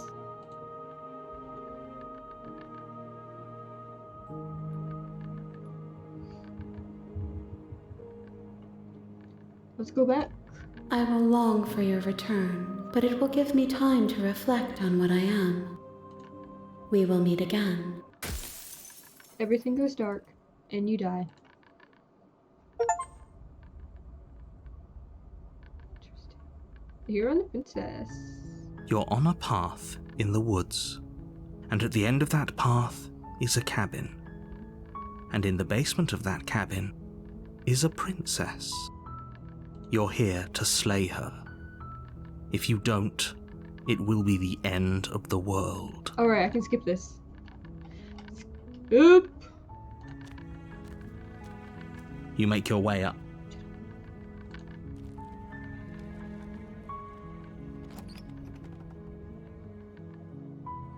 The interior of the... We'll take it the blade. You take the blade from the table. It'd be rather difficult to slay the princess and save the world without it. Enter the basement. The door to the basement creaks open, revealing a staircase faintly illuminated by an unseen light in the room below. This is an oppressive place. The air feels heavy and damp, a hint of rot filtering from the ancient wood. If the princess really lives here, slaying her is probably doing her a favor. Her voice carries up the stairs. Who's there? She sounds dangerous. It's almost as if she's the one in charge down here. Don't let it fool you. It's all part of the manipulation. Hey, I think I'm here to kill you. Just checking in on you. Oh, it's been so long since anyone's come down here. I was starting to think they'd forgotten about me. You walk down the stairs and lock eyes with the princess. There's a heavy chain around her wrist, binding her to the far wall of the basement. She's so coldly beautiful. Is she really a threat to the world? Focus on the task at hand. And there you are. Are you here to kill me or something? No, I'm just trying to abandon you. What? No way. Why would you even think that? Okay, yeah, you got me. I'm here to slay you. Nuh-uh. I haven't decided yet. I'm just here to talk. Steal your nerves and step forward. I'm just here to talk. Then why did you bring a knife with you? How about you drop it, and then we can chat? She makes a compelling point. What if we just dropped the blade and talked? Look at her. It's not like she's a threat. Don't you dare. It's fine. We can decide what we want to do after we talk to her. Maybe she really is a monster, but killing someone in cold blood isn't very becoming of us. Drop it. The blade tumbles out of your trembling hands and drops to the floor with an unceremonious clang. Thank you. Maybe now we can just talk. Against your better judgment, you step forward to speak with the princess face to face, unarmed. We'll be fine. I don't know what you're hoping to accomplish here, but I can assure you there's no reasoning with her. Just make sure you don't forget about the blade on the floor. You're going to need it. So here we are. What an awkward start to a relationship. Yeah, it's a pretty awkward relationship. Are you coming on to me? How would I get you out of here? I'm here because you're supposed to end the world. There's people out there who think you're going to end the world. What do you have to say about that? What's your name? How long have you been down here? Do you know why I'm here to kill you? Okay, we've talked enough. I just want to leave her here and then leave the cabin. That's what I want to do. Yeah, it's pretty awkward. I know. I just said that. Now why are you here to kill me? I have my reasons. Do you think I'd just come here to kill someone without even knowing why? That'd be ridiculous. Do you know why I'm here to kill you? You're supposed to end the world. I've been told things, but I'm not sure what to believe. Believe me. Shut up. And do you think asking me what to believe is going to suddenly make everything crystal clear? Let's not pretend that's going to happen. As far as you're concerned, and as far as they're concerned, I'm going to say whatever I have to get out of here. That's just the dynamic of our situation.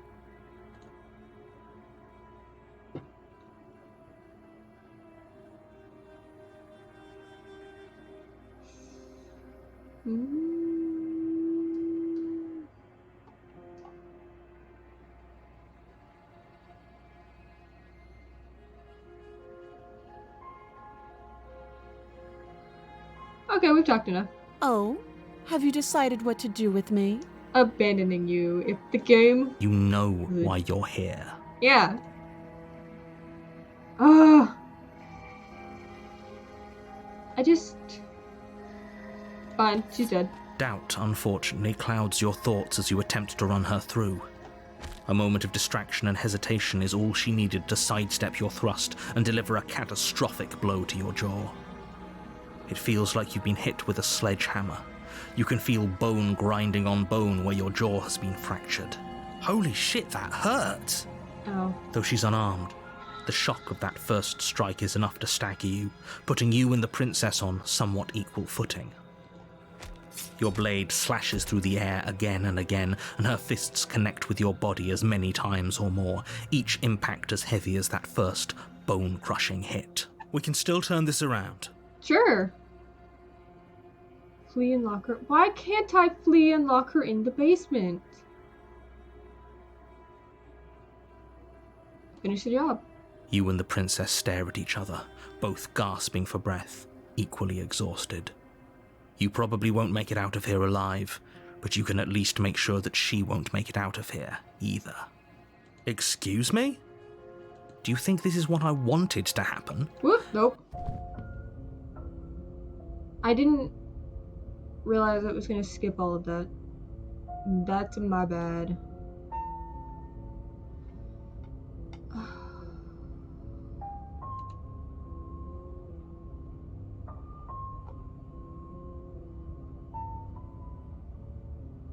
Oh, I don't... Oop. Well, now I don't even know which one this is. Proceed to the cabin. A warning before you go any further. Oop.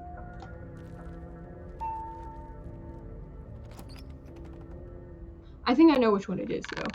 The cabin is tighter than its exterior would suggest.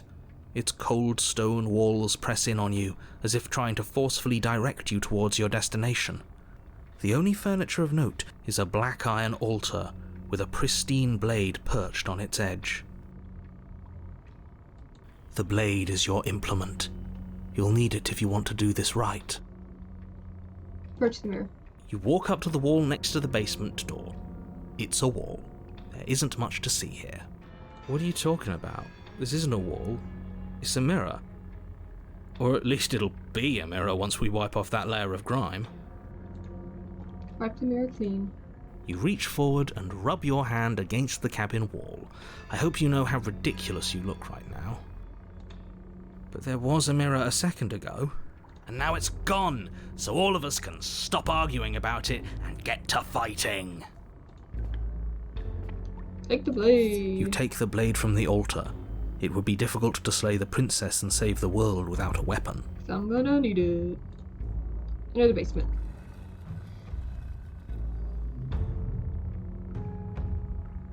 The door to the basement creaks open, revealing a rough stone staircase, its walls pressing at your sides and tightening as you descend. The air seeping from below is heavy and oppressive, with an almost sulphuric odor to it.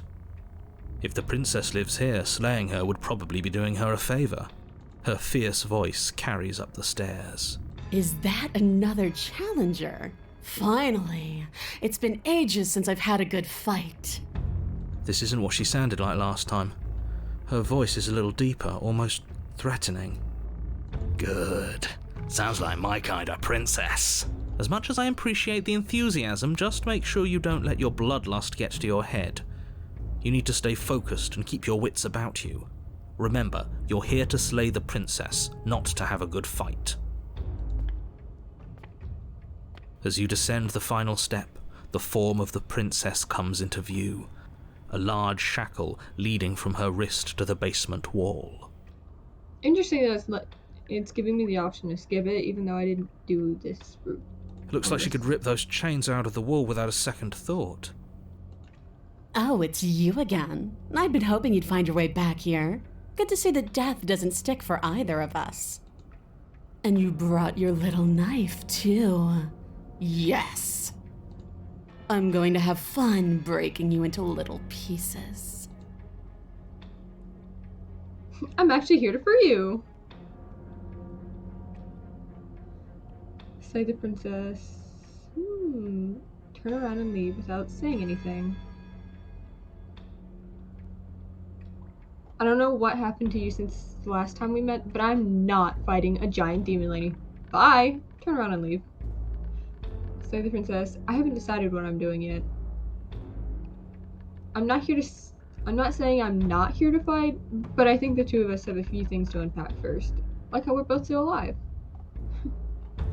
I'm not fighting a giant demon lady. Bye. Oh, you've got another thing coming if you think you can just turn around and leave. As you step towards the stairs, you hear the heavy creak of straining metal, and then a snap. She's loose. You have to make a decision, and you have to make it fast. Running up the stairs. Okay, T, what are we thinking? Turn and fight her head on, dodge to the side and counterattack, run like hell, or die. Run like hell. You do your best to scramble up the stairs before the princess can reach you. You coward! Maybe. You practically feel her steamy breath on the back of your neck, but you manage, just barely, to throw yourself over the threshold and slam the heavy stone doors behind you. You're safe, if only for a moment. Do you think this door is enough to hold me? You're not getting out of this. I don't care how many things I have to break. I'm getting the fight I want. The entire cabin shakes as the princess throws herself against the basement door. It's huge and made of stone. We're fine, right? She ripped a chain out of the wall.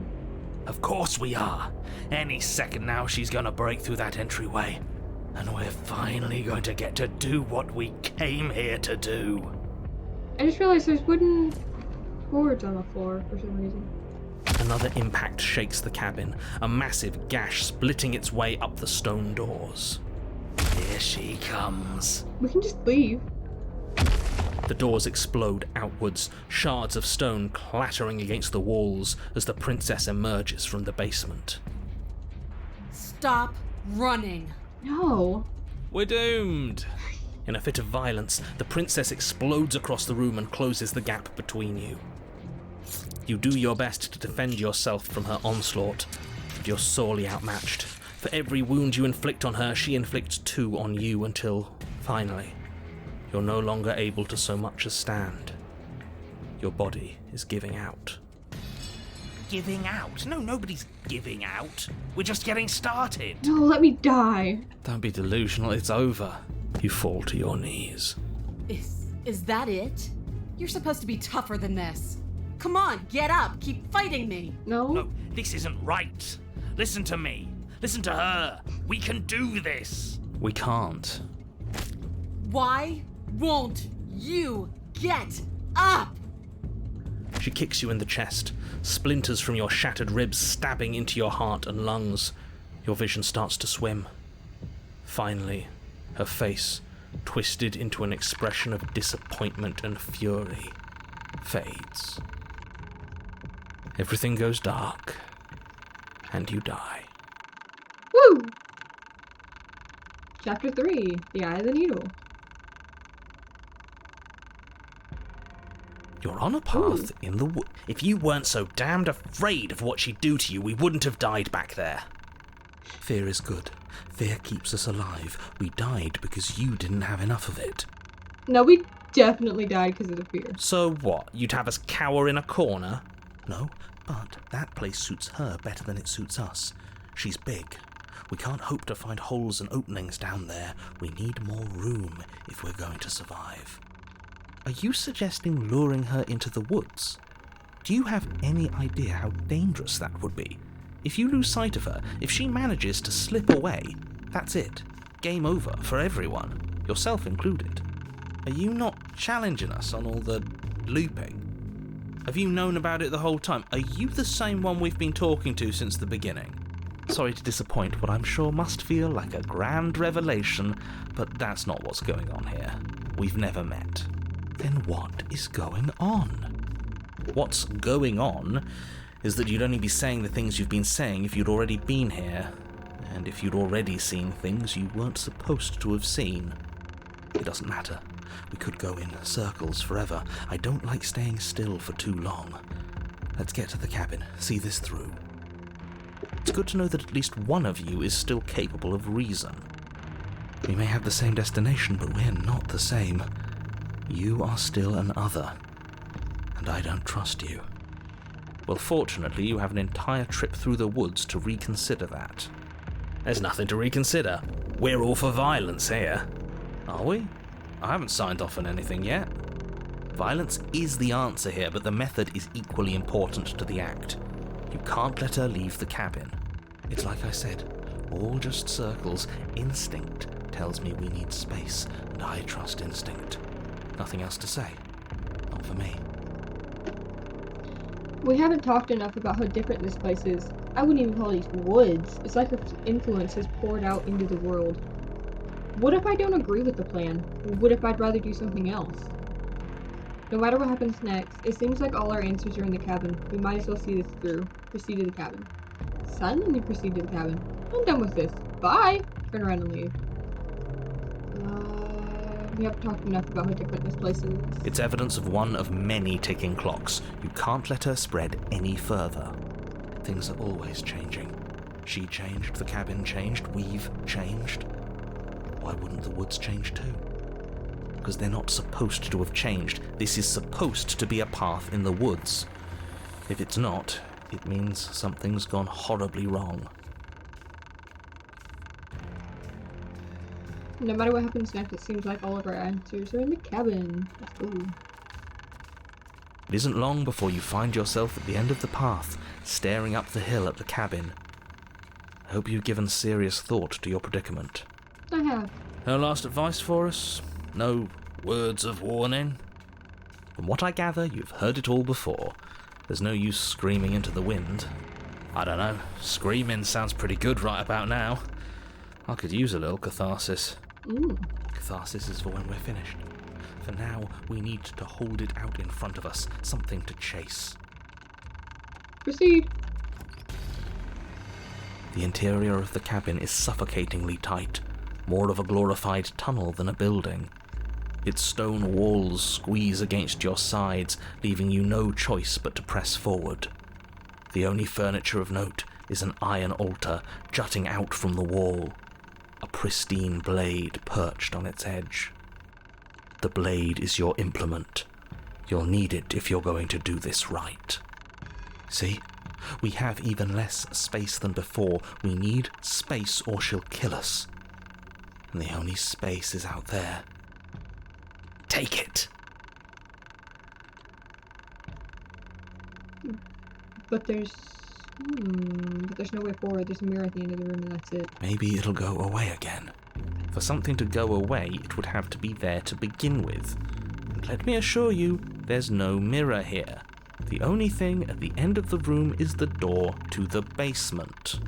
No use arguing. Mirror or not, we need to be there. The why we pick doesn't matter. I agree with the freak. Let's get a move on already. And worst comes to worst, we can smash it. Take the blade. You take the blade from the altar.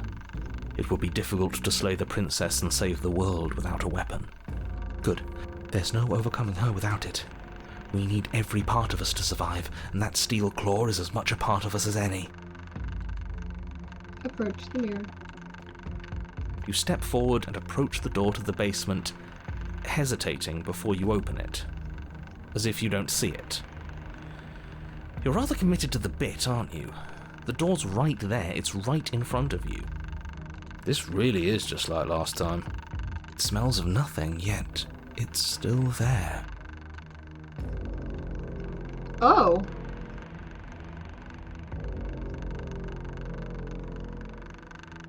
Smash You it. bring your fist crashing down against the door leading to the basement. It swings open, scraping against the floor as it reveals the dim path ahead. Why am I not surprised? It was in our way, and now it's not. That's all that matters. I've never been able to smash it before. Before you is what may as well be a sheer cliff face. Ooh. There are enough footholds that you'll be able to clamber your way to the bottom, but it will require careful effort. The air hissing up from below is warm and wet, like the breath of an enemy locked in close quarters.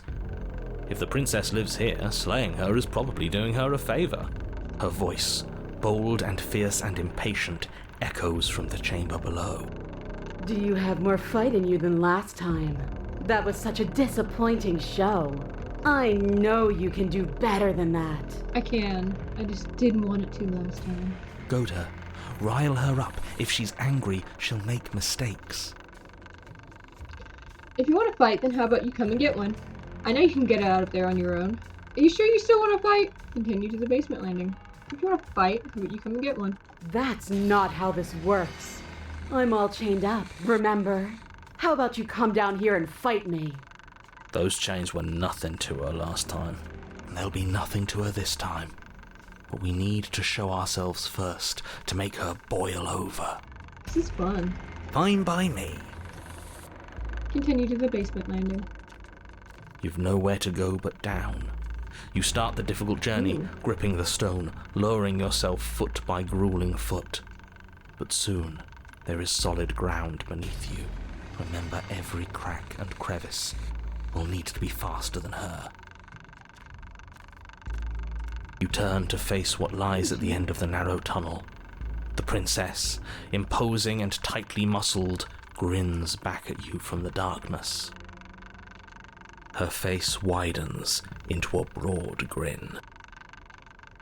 There you are, knife in hand. How thrilling! Attack me, bleed me, twist the blade in my flesh, break your bones against my body. I want a real challenge this time. Sure. We can't get that close. She'll kill us in the tight space, steel claw or not. Make her come to us, stand beyond her chains, and let her become frenzied. She'll break them. Then we run. Let's go. I really don't like the sound of this. It's the only way we live. Well, what are you waiting for? If we're gonna do this right, you can't be scared. You need to want this as much as I do.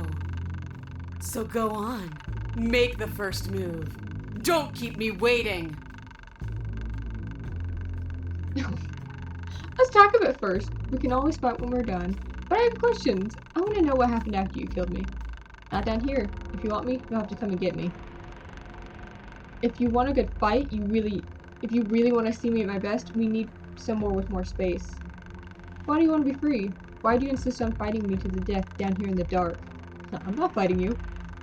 Step closer, stopping just outside your chains. Slay the princess. Not down here. If you want me, you'll have to come and get me. The princess scoffs. Oh, you're up to something tricky, aren't you? Maybe. You're teasing me with what I want, but I'm sick of waiting. I'm not going to let you give me another bad fight. I'm going to get what I want. Bloody desire in her eyes, the princess rushes forward, ignoring her chains as they bend and snap. Go light with a little. Run. Oh, I thought we actually were going to fight this Without time. hesitation, you turn back the way you came and scramble up the ledge towards the tunnel entrance. As you near the top, hands desperately clawing at jagged stone, you glance back. The princess is right on your heels. She doesn't bother to scale the wall as you do, instead digging deep into the rock of the cliff face with her fingertips in her rabid pursuit. Anywhere you go, I will follow. Good. You reach the ledge and hoist yourself up into the tunnel, the cabin door finally in sight, at once within your grasp and infinitely distant. Shut up. What is all of this for? What's the point? You and I are always going to end in violence, so why bother to run? I know what I am. Why can't you be the same? Little bird, where do you think you're going? We're almost there. Don't think about almost. We're there when we're there. And we'll take the fight with us. Your skin hums tight with adrenaline as you burst through the cabin door and roll onto the grass. You glance back at the cabin as the princess, singular in her desire to destroy you, explodes through the doorway. You are walking a dangerous path. If you waver once, it's all over. So get it right. There's nothing left to slow me down. Do you think this is better for you? Do you think this space gives you an edge? Then show me! Show me that you've been worth all the room you've taken up in my head! Do it! She's fucking ripped. Be swift, strike true, be where she's not. Let your body move you. Are you sure you want to do this? You're free now, and out here I have the upper hand, but we don't have to fight. You've fallen right into my trap. Slay the princess. You've fallen right into my trap. Oh, we'll see about that. Traps aren't real. The only thing that's real is bloodshed. She charges, fully determined to end you in a single move. Left, now! As the princess strikes, your body swerves to the left. She overextends, stumbling as her balance shifts unexpectedly. Strike. Before you can finish the thought, you lash out, the blade slicing through her leg. She turns to swing again. Right. You move out of the way, but this time it's not quite as clean. You can feel a bruise already blooming where her elbow crashed into flesh. It's nothing. A scratch. It's just a scratch. Yes, it could be worse. And you managed to gift her another cut in return. I'll be damned. You be quiet. We're actually going to pull this off, aren't we?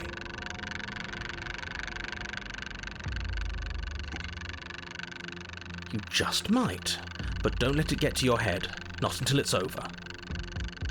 Yes, finally! This is the hole I felt in my heart. This is what I've needed. This is what I've been missing. This is how it always needed to end. Both of us giving it our all, beating and bleeding each other to death. The two of you engage in a devastating flurry of blows, each of you wounding the other again and again. She's stronger, but you're faster, and the deeper the both of you fall into your lethal dance, the more your edge shines over hers. She's slowing down, blood pouring from wounds, splattering at her feet, leaving her weak and unsteady. More! Keep going, we can't stop now! You spy an opening, but this time she's waiting for you. She lets you sink the blade deep, trapping you in place long enough to wrap you in her impenetrable arms. You're slammed to the ground. Nothing! These blows are nothing to us! But her gambit wasn't enough to close the gap. It wasn't enough to kill you. She stares you down, coughing up a splash of blood as she gasps for breath. You've outplayed me, haven't you? Something feels wrong. Something. And? What happened?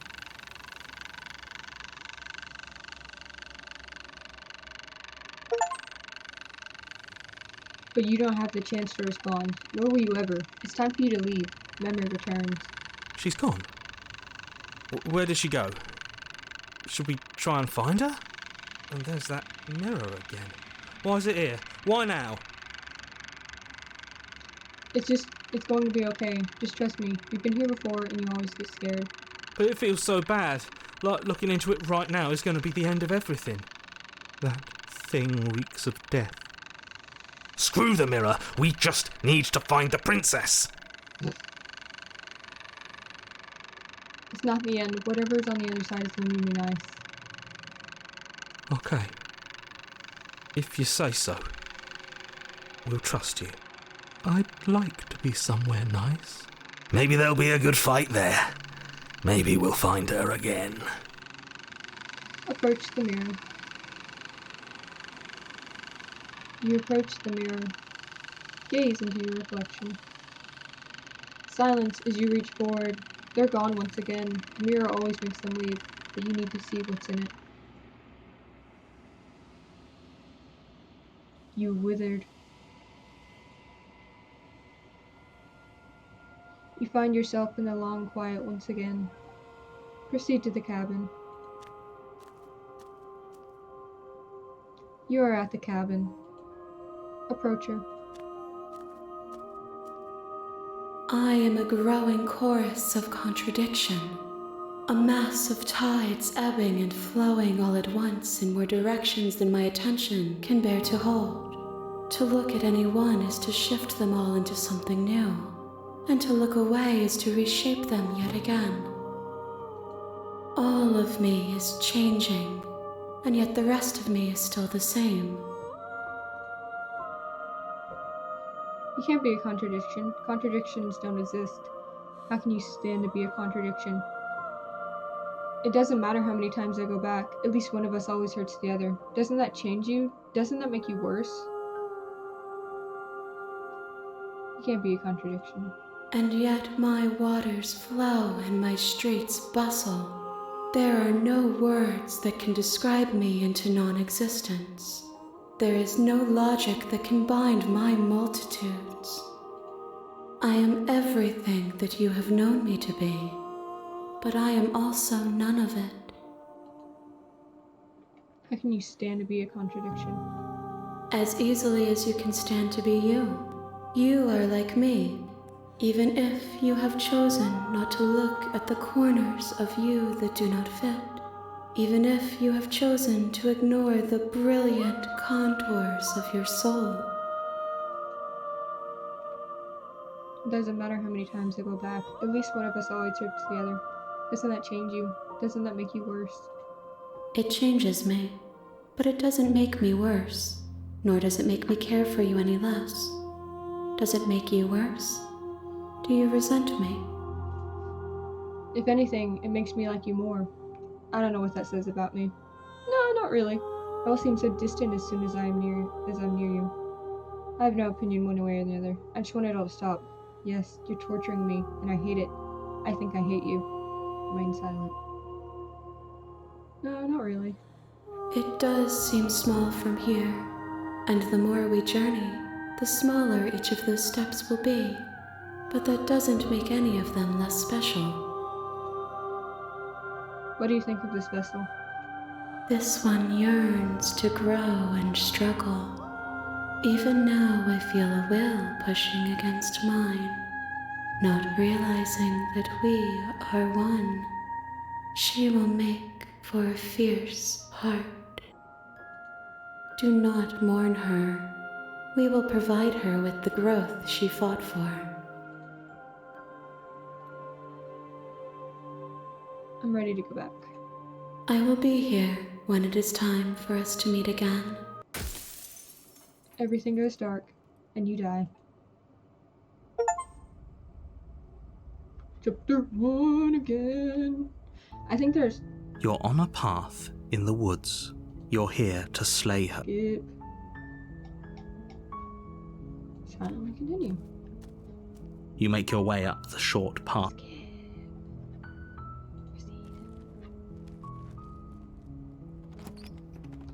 Interesting how the cabin always looks the same. The interior of the cabin is almost entirely bare. The air is stale and musty. I'm trying to think of all...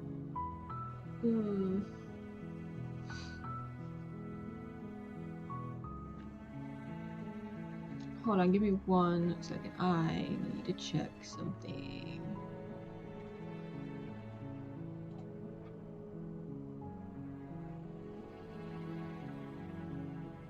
I'm trying to remember which ones I broke.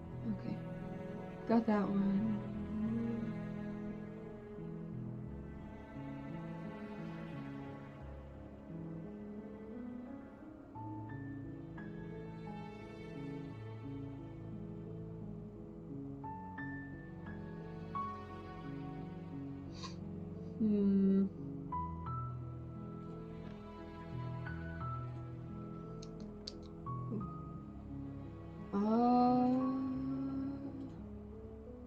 Let's...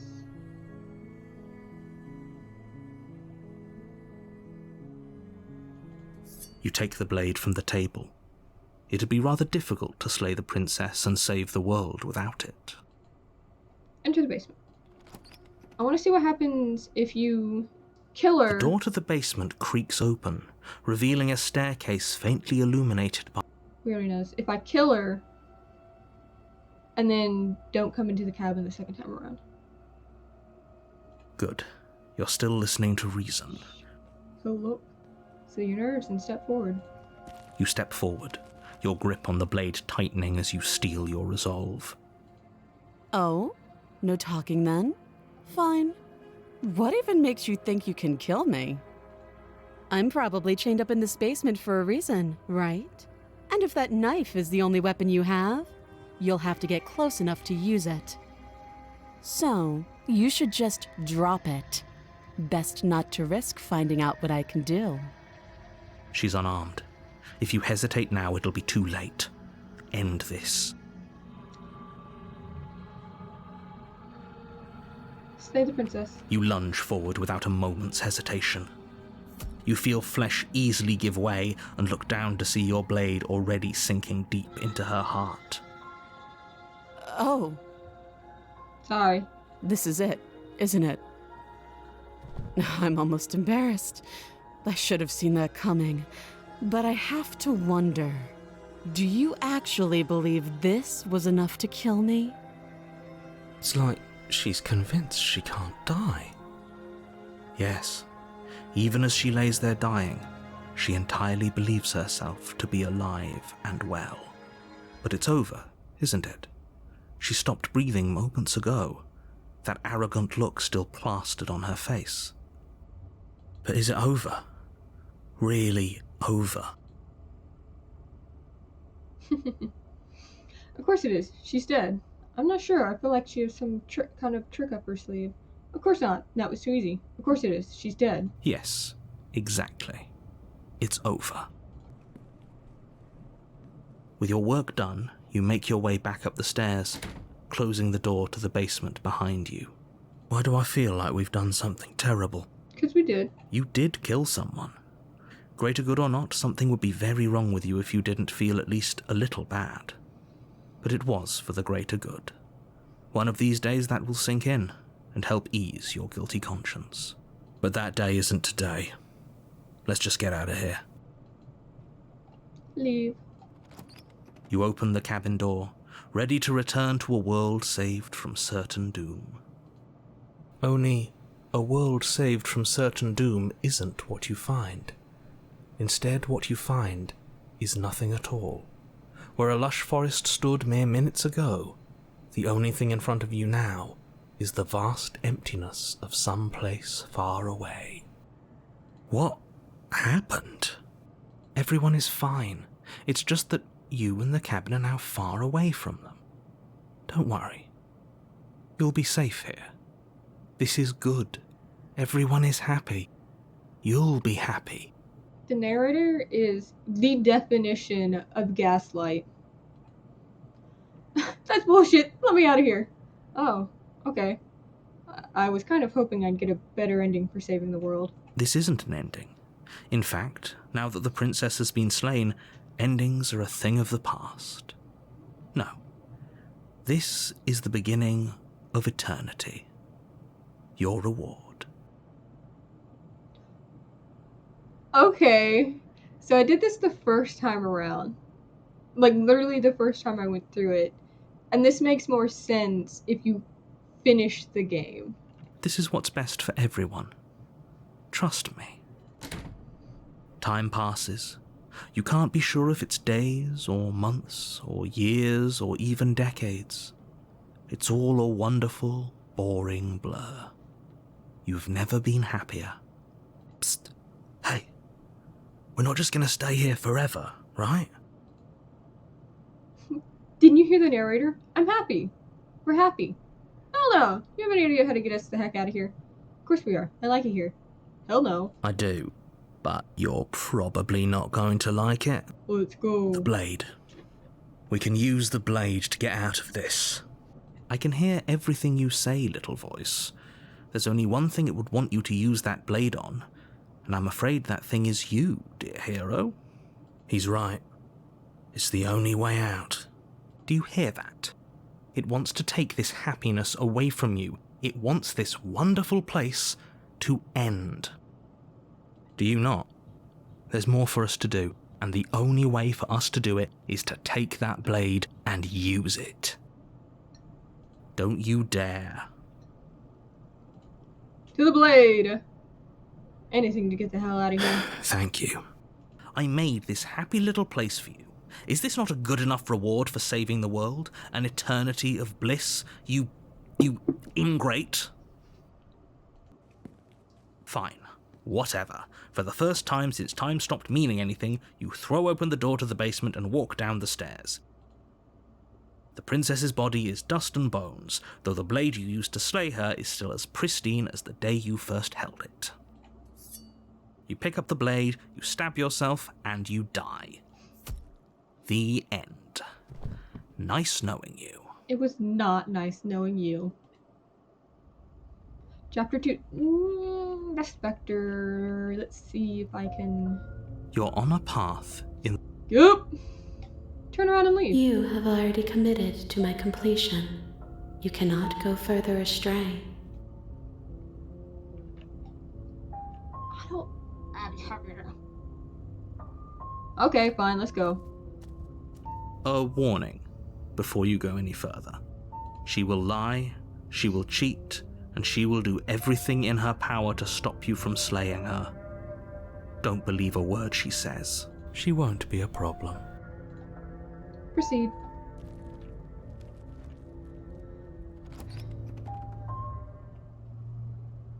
The interior of the cabin is cold, a soft odour of dirt permeating the air. Cobwebs flutter in the corners. You can hear wind whistling outside, banging the shutters against the windows. The only furniture of note is an elegant antique table with a pristine blade perched on the edge. The blade is your implement. You'll need it if you want to do this right. It feels like no one's been here for a long, long time. Like I've been saying, she's dead. We killed her already. Brush the mirror. You walk up to the wall next to the basement door. It's a wall. There isn't much to see here. What are you talking about? This isn't a wall. It's a mirror. Or at least it'll be a mirror once we wipe off that layer of grime. Whoop, wipe the mirror clean. You reach forward and rub your hand against the cabin wall. I hope you know how ridiculous you look right now. But there was a mirror a second ago. And now it's gone. Let's not spend much longer worrying over it. Clearly it's not even important enough to be acknowledged. A new basement. The door to the basement groans open, revealing an old banister and a creaky wooden stairwell. Everything is coated in a thick layer of dust, and you can feel it settle into your lungs as you breathe in the stale air.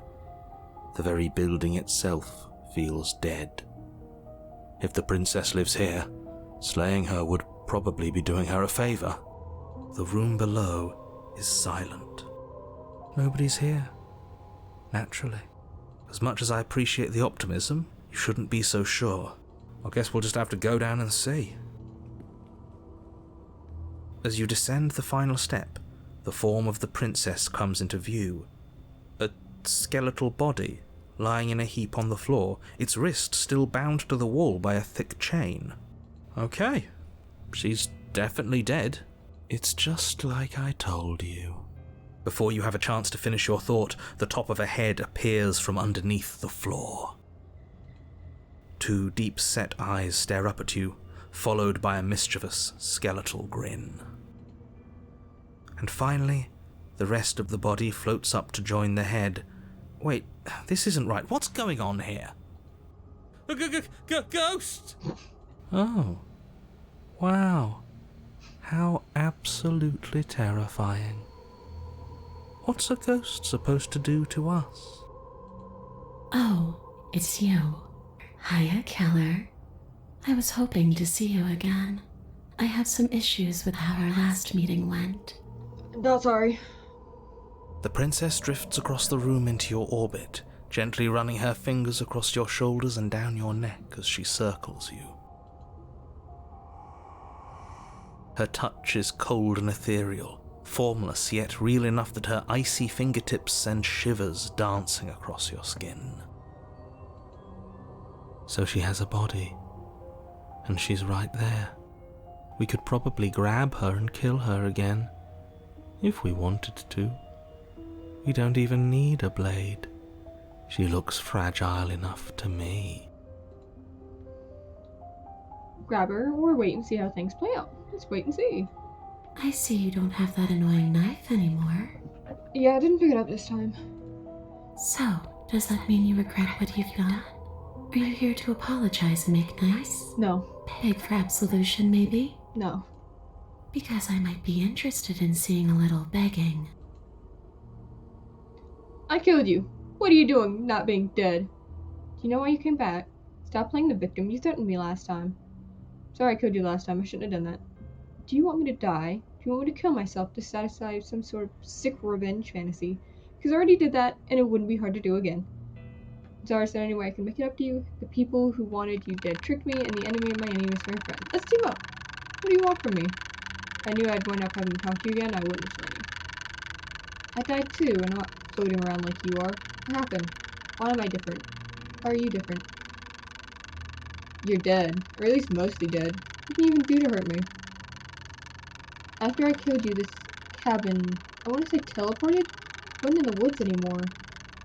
Time stopped meaning anything, and I had to kill myself to escape. I guess I should tell you why I was sent to kill you. You were going to end the world. I was told you were going to end the world. Okay, clearly saying slaying you isn't going to work. What do you want? Okay, team, I'm out of ideas. Thoughts? If you're dead, then there really isn't much for me to do, is there? I guess I'll get going. Right. I don't think there's much more for us to talk about. I'm gonna get my blade, and the two of us can fight. Grab the princess. Leave her in the basement. This isn't a solution. Nobody wins here. You're... Oh, she's upset, isn't she? You're abandoning me here? Yes! It would seem so, yes. Finally! After everything you've done to me, you've chosen to do more? Maybe. The princess starts to float erratically from side to side, her cold exterior melting away. But if you just leave me, then I'm really just going to be stuck here forever. There's nothing we can do. It's just going to go on and on and on and on, lonely and sad and hurting and empty. No, not that! She's about to try something. Get ready. The princess passes through you, a chill rippling along your skin, a disappointed sigh echoing in your ears. You turn and face her as she hovers between you and the stairs. Spectral tears streak down her cheeks as she places a translucent hand on your chest. It feels cold, but otherwise like nothing at all. Are we doing the right thing? Why do I feel so sad? Don't let her get to you. It doesn't matter. Somehow, soon, this too will be over, and we'll move on to something new. I feel like you all keep forgetting that. Her dark-rimmed eyes fall to the floor as she speaks. I never wanted to have to hurt anybody. It's not who I wanted to be. The tears on her cheeks vanish. She lifts her head, sorrow replaced with wrath, staring into you with fiery anger. Why did he pronounce wrath like that? Then I guess you've turned me into something worse. Oh, rip. She forces her hand into your chest, and then... Yes? Nothing happens. Are you sure about that? Something should have happened. And yet it didn't. We're fine. Did you miss? I'm not afraid of you. Stare her in silence or step away. Did you miss? No. You can't be sure if you first hear or feel what happens next, but it is over before you can fully conceptualize what it is. A horrific splintering, the squelching of organs, the rending of tissue, an icy, numbing pain. I'm done asking. The next time I see you, I'm taking everything I owed. Starting with your body. If you won't choose to give me my freedom, I'll just have to make you give it to me. She's real now. Pity we don't have a weapon. Shut up. Your last moments are spent a helpless witness as she rips her hand from your chest, holding your still beating heart in her clenched fist. Damn. But that's ours. That's... See you soon, killer. See ya. She crushes it, blood and ruined vascular tissue leaking from between her fingers, dribbling unceremoniously to the floor. Everything goes dark, and you die. Chapter 3, The Wraith. You're on a path Ooh. in the wood. Shit. This really doesn't end, does it? It doesn't matter if we kill her, it doesn't matter if she kills us, it just goes on and on and on and on and on. Yes, so it does. Oh, what a fun pair they'll be. No, there has to be a way out of here. There just has to be. Does there have to be a way out? For all we know, this is just how things are. No, I can't accept that. I know she just killed us, but what if we free her? What if we help her leave? We haven't tried that yet. Yeah. That does sound like it could be interesting. Or at least different. I don't think we can stop her if that's what she wants to do. She ripped our heart out. Who's to say she can't go ahead and steal our body and make us do whatever she wants? Okay, so you've already been here. More than once, even. Great. So you probably already know all about her and all about the threat she poses to the world.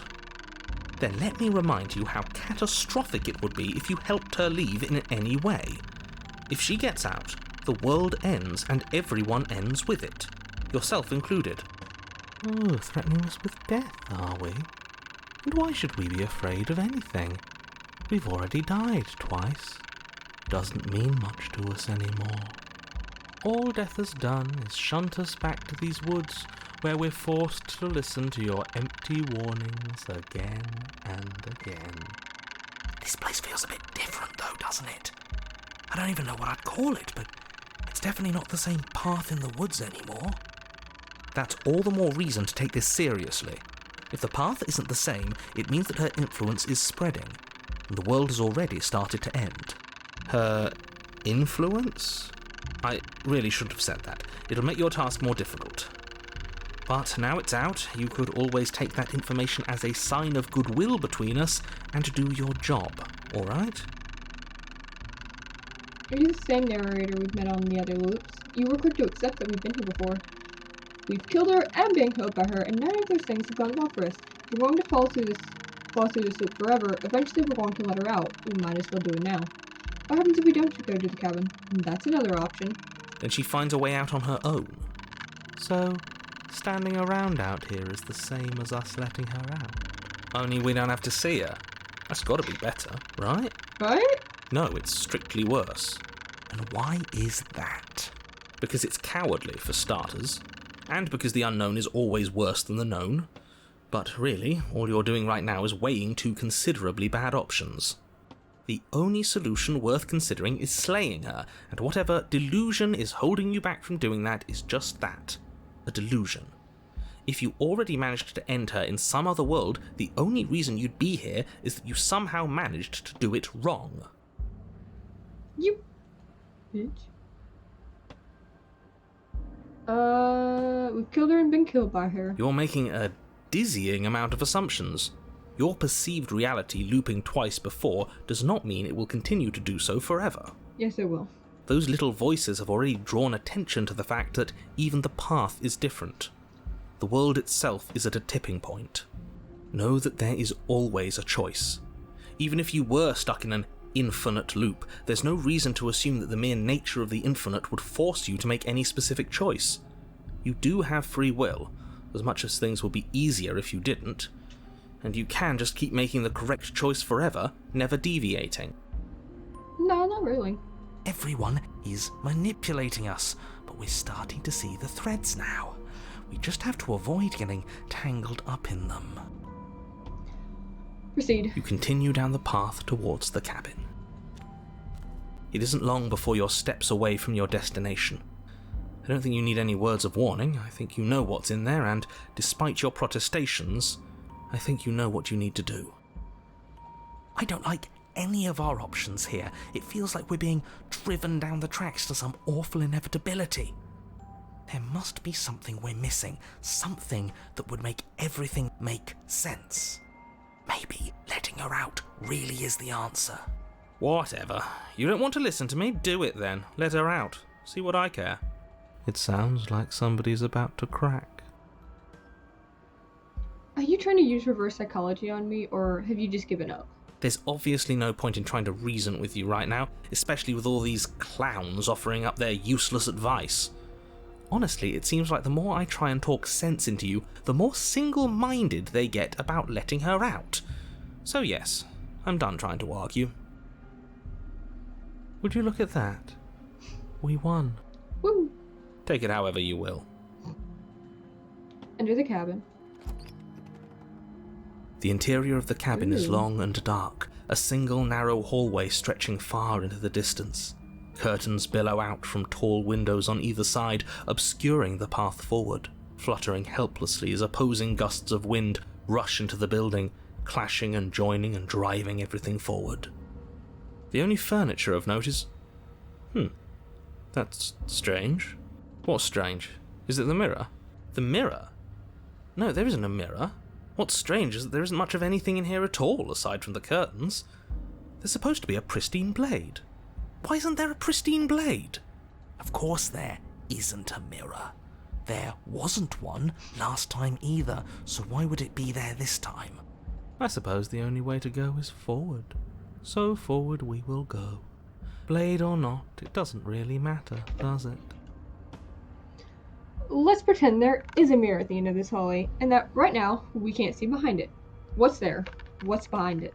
If you're asking what's at the end of the hallway, it's the way to the basement. Are you saying there isn't a door? Are you saying that at the end of the hallway there's just an opening? He didn't say door, did he? No, I didn't say door, because there isn't a door, it's just an opening.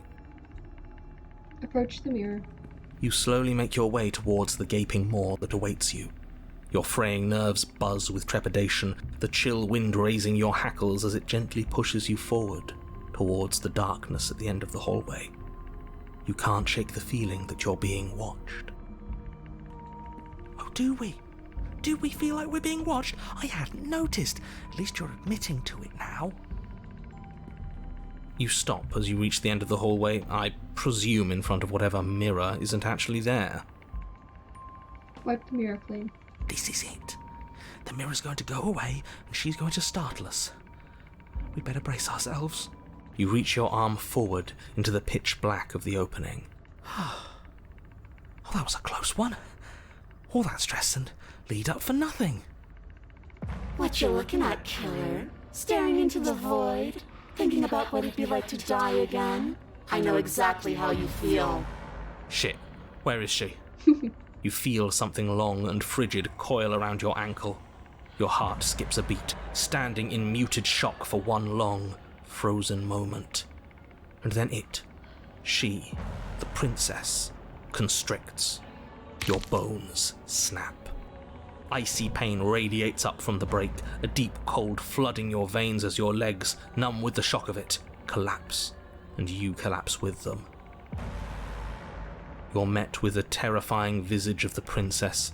Her hand grips your leg in a steel vice, her grin carved jagged from ear to ear, crowded with far too many long and crooked teeth. But do you know how I feel? I gave you a path to forgiveness. I gave you a chance to make things right. I thought maybe you'd seen what you've done and feel remorseful. Maybe try to make it up to me.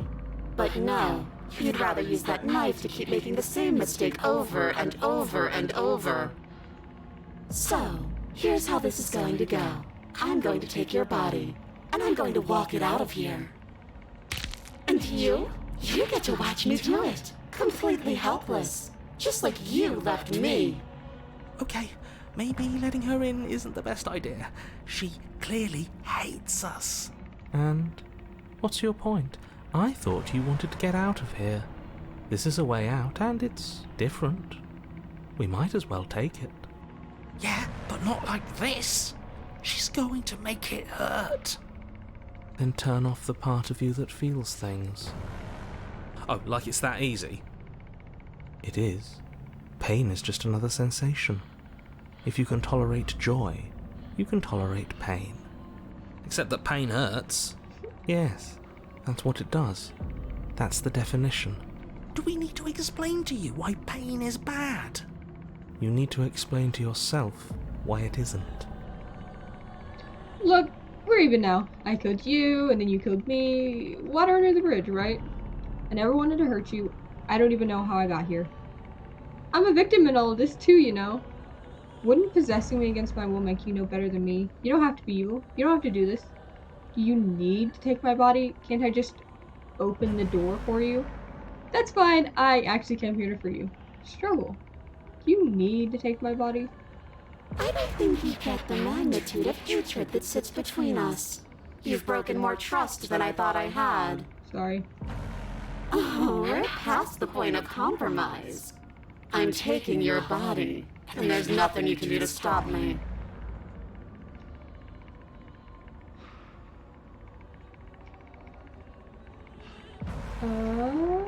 Struggle. You violently struggle against the princess, but all you manage to do is grind the fragments of your splintered ankle together. You can't shake free from her now. It's so easy to make you squirm, but I won't be crueler than I have to be. I don't even want to cause any more damage. It'll be hard enough for me to walk out of here on that broken ankle. You remain pinned to the floor of the long hallway as the rest of the princess's body emerges. Her proportions all wrong, limbs bent and curling, moving in ways that defy your understanding. Her torso stretches until her face is practically touching yours, her neck cracking audibly as she twists to look at you from a fresh angle. Are you sure you can't do anything to help us? Can't you, manifest a rock right on top of her head? And crush you along with her? Not that I even can manifest a rock. Besides, I thought you all wanted to free the princess. Not like this. You don't even have a weapon, so I'm afraid you're out of luck, which unfortunately means that I, and the rest of the world, are out of luck too. Okay, deep breath. This is fine. This is fine. What am I talking about? This isn't fine. It was better when she was a normal ghost. It is fine. Everything is always fine. These consequences have no real impact on us outside of momentary discomfort. I'm sure we'll be moving on again soon enough. Your vision fades as she tears open the membrane of your soul. Ooh. You're awake. Eyes once again fixed on the long hallway, your vision swimming as the princess's command reverberates inside your skull. Her voice is all-encompassing. You feel wrong.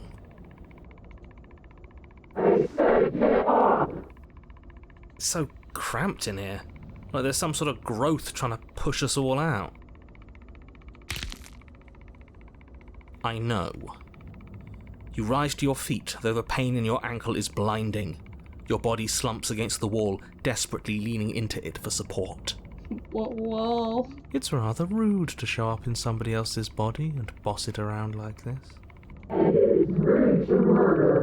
Fair. We were gonna let you out of here. That's the whole reason we marched all the way back up to the cabin. Were we? I was. I know you were, but you were going into it for the wrong reasons. And what reasons are those supposed to be? Nobody should be able to be judge, jury, and executioner. Weren't you all of those things for me? Yes. I can grasp the shape of everything you think you feel. You think you are numb, but you are hopeless and paranoid. You are afraid of me. And I don't feel regret due to the recesses of your soul. There is not a drop of sympathy to be found. We weren't always like this. I've always been like this. All I'm doing is reaping what you've sown. We don't have to let her out. I've been storing up a little bit of will since she forced her way in here. Take it and throw us all into the basement. It's better than giving her what she wants. You wouldn't dare. Move now. Your body, Still slumped against the wall, trapped between the princess's overwhelming will and the blinding pain of your splintered ankle, takes an excruciating step towards the cabin door. The movement is stiff, your body reduced to a marionette, pulled reluctantly along by your strings. It's not that bad. The pain feels good. And I know you feel it too.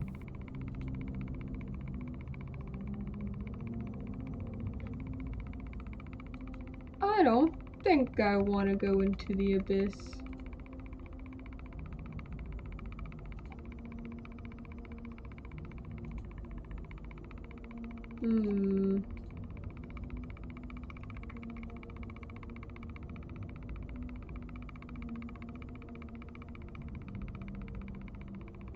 Well, okay.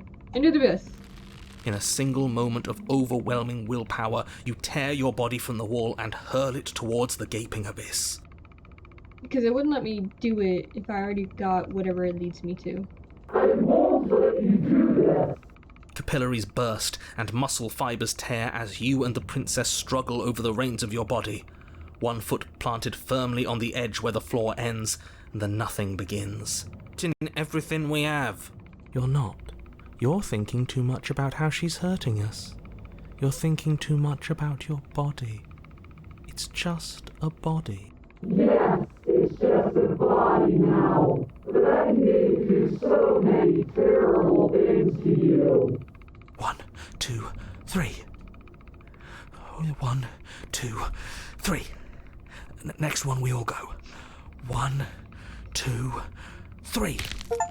You throw everything you have against her and manage, for one brief moment, to overpower the princess's hold on your body. But that moment was all you needed. Your foot slips a few inches, and you collapse forward, the darkness swallowing you whole. Why do you hate me? Her thought slips through you, unheeded, as you fall, and fall, and fall.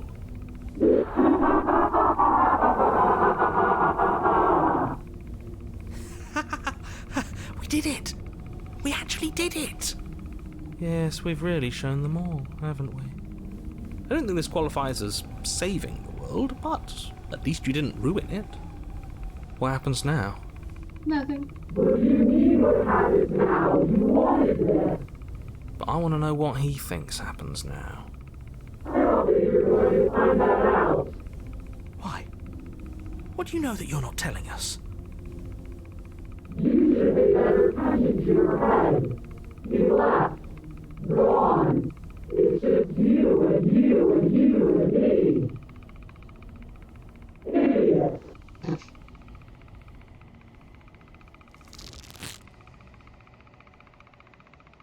Terminal velocity ceases, and you feel a something, a mass, a growth, born out of you. You and the princess look at each other for a short moment. What? What's happening to me?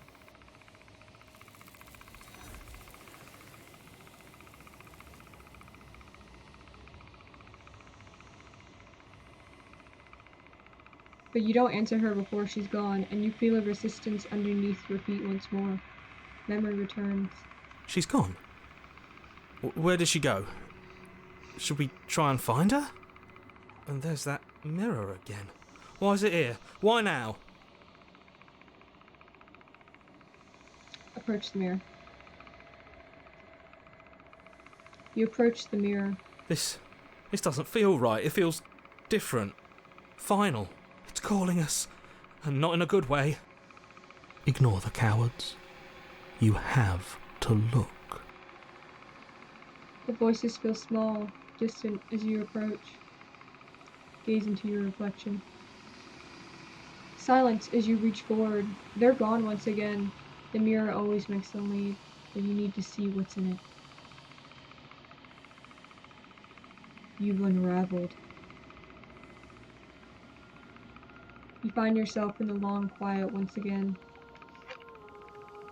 Proceed to the cabin. You want? Come on. Hi, sweetie. Proceed to the cabin. You are at the cabin. Approach her. There's a world beyond the endless walls of the long quiet. I am curious to see what it means for us to know it. Do you think there are people out there? It doesn't matter if there are. People are frail and impermanent. You and I are the only things that interest me. Do you think anything out there is real? Do you think that we're real? We are real. Nothing is an idea that dwells in the absence of something. But nothing cannot exist on its own. And because of that, nothing can't exist. Do you have thoughts on this vessel? This one is loneliness turned to seething. She could not find her strength in others, so she found it in herself. She will make for a driven heart. Do not mourn her. She isn't alone anymore. Do you know what's going to happen when you awaken? No. The point of awakening is to find out. When you send me back, I'm not alone. There are voices that speak to me. Some of them are me, but one of them is something else. I call in the narrator, and he wants me to kill you. Do you have a narrator? Have the vessels had one? No. Their minds are empty, existent, but constantly shifting into something new. Do you think your narrator lives in the spaces beyond? He does. I don't know what I'm going to do when I find him. There's no need for you to know what you are going to do before you do it. If you find him, remember that I'll be waiting for you on the other side. I'm ready to go back. The next time I see you, each of us will finally know what we are. I will be here, waiting for you. Everything goes dark, and you die. Woo! Let's go! Squish the brain. You're on a path in the woods. Yep. Continue. You make your way up the Proceed into the cabin.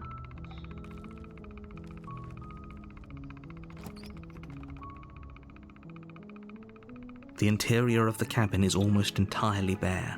Yep. Alrighty.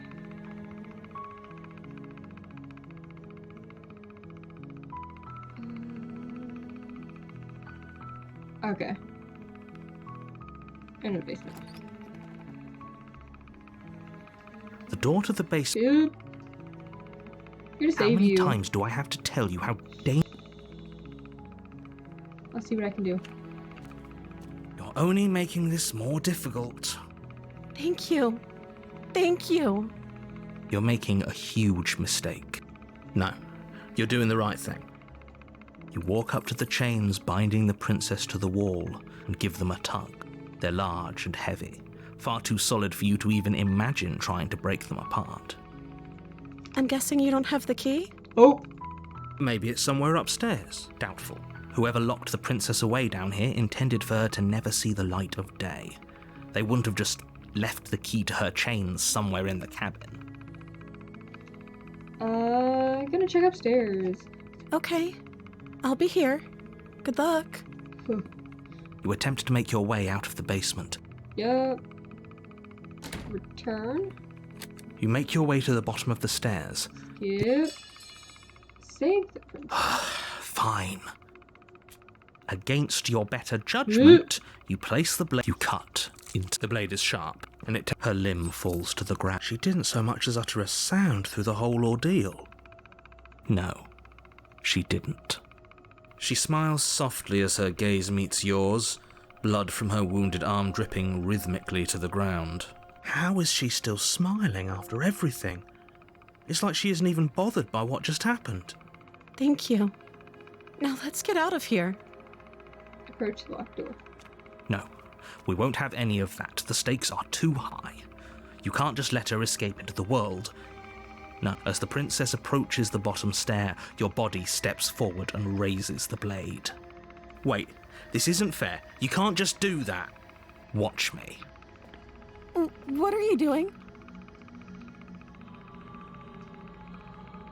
I've already... Oh. Okay. So warning her... Stop that. You be quiet. Something's come over you, hasn't it? You know you don't have to do this, right? Your body lunges forward, the blade held low, ready to sink into her heart. But the princess dodges, stumbling back against the wall before the blade has a chance to connect. Stop it. Stop trying to resist me. I'm trying to get you out of here alive. And I'm... trying to do something. Resist. Alright, cool. The blade! Move the blade! As your body remains frozen in stubborn resistance, the princess takes a cautious step forward. She's really pretty like that. We both know this isn't you. She nervously reaches towards you and takes the blade from your infuriatingly rigid hands. What are you doing? I'm sorry. I'll try to be quick. She plunges it into your chest, tearing through flesh and sinew. It is agony. But you aren't dead yet. Oh no! I'm so sorry. Stay strong. We can tough it out until it's done. For her sake. For her sake? Don't you start pretending that dying a painful death is some sort of heroic gesture. The two of you have literally doomed everyone. Whatever. She sinks the blade into your chest again and again and again, and you feel every inch of burning pain that slices its way into your body. I'm sorry. She doesn't know how to use a knife, does she? Nope. Apparently not, though it doesn't matter how sloppy her knife work is, does it? A stab wound is still a stab wound, and it won't be long before you bleed out. I'm so sorry. With one last thrust of the knife, your legs give out beneath you. You collapse to the floor, your blood pooling around you, your limbs unresponsive. The princess stares down at your ruined chest as tears carve rivulets of pink down her blood-spattered cheeks. It can't just end like this, right? Oh, that's rich coming from you. As much as I'd prefer for things to have gone differently, I can't deny the reality of what's happened. The two of you made your choice. It's over. Everything goes dark, and you die. Woo! Chapter 2, The Damsel. Okay. You're on a path in the woods.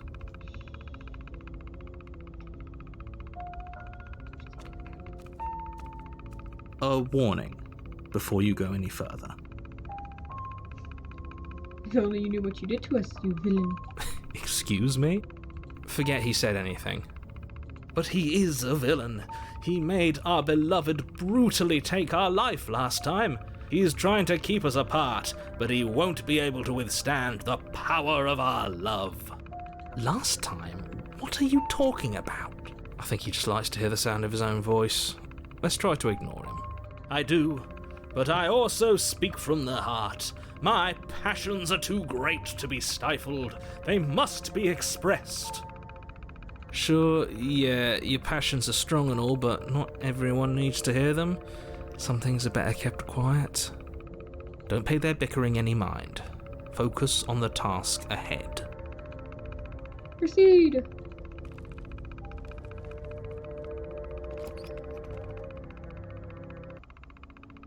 The interior of the cabin is clean and elegant, its stone walls draped in fine-threaded tapestries, a prison befitting a royal prisoner. The only furniture of note is an ornate wooden table with a pristine blade perched on its edge. The blade is your implement, You'll need it if you want to do this right.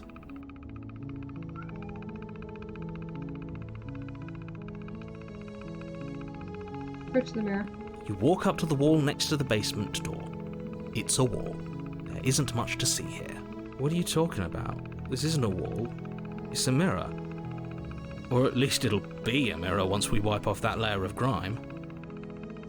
Wipe the mirror clean.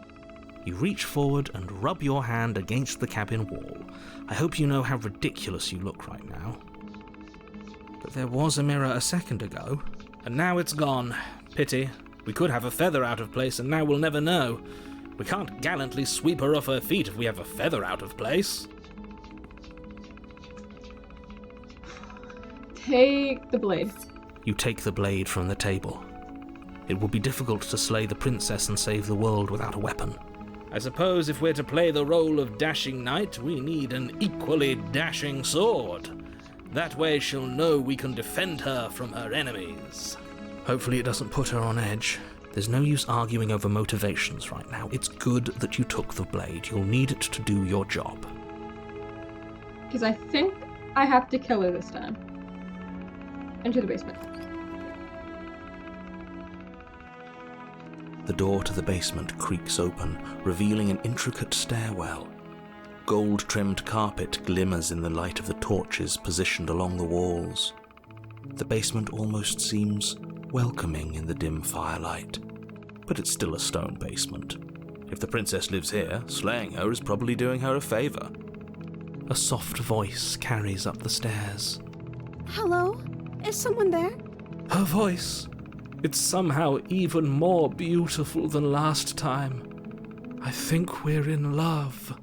Okay, I'm with you that we should be doing whatever we can to save her, but saying we're in love is a bit much, don't you think? We don't even know the princess. We can still do right by her without all this fawning. Yes, for everyone's sake, you're not in love. Just remember that her charms are all part of the manipulation. You walk down the stairs and lock eyes with the princess. There's a heavy chain around her wrist, binding her to the far wall. My love, we're here to rescue you from your unjust and foul imprisonment. You know she can't hear you, right? She may not be able to hear my words, but surely she can hear my spirit. Oh, your spirit's plenty loud, all right. It's you, my dashing hero. I was so worried you wouldn't come back. Did you hear that? She said we're dashing. He's so funny. And she called us a hero. He's so funny. Flattery really goes a long way with the two of you, doesn't it? Waiting for you to come back. You've been here before, haven't you? Yes, we have. That's right, villain. And you killed us. Well, she killed us. Only because he made us try and kill her. It was self-defense. Our beloved's hands remain unstained by cruelty. And you've died before. So an entire world has been damned to oblivion. I'd really hoped I'd be the first, but what's done is done. What matters is you have a chance to do it right this time. We damned a whole world. But everything reset. Nothing resets, you're just somewhere else. You can't keep hopping between worlds forever. Especially not without leaving a trail of incomprehensible devastation behind you. This is horrible. Horrible for you, maybe, but we've been given another opportunity to sweep her off her feet and treat her like the lady she is. Now, hold on, if she actually ended a world, are you sure we want to do this? Are you sure we want to rescue her? We never saw a world end, and now I'm even more certain that we must chase our heroic and romantic destiny than I've ever been. I shan't let anyone convince us otherwise. Are you listening to him? He's lost it. Don't let him distract you. Just do your job. You killed me last time and it hurt a lot. Why did you do that? What? What? Come here. Yes, come here. Goodness, come back. Come here.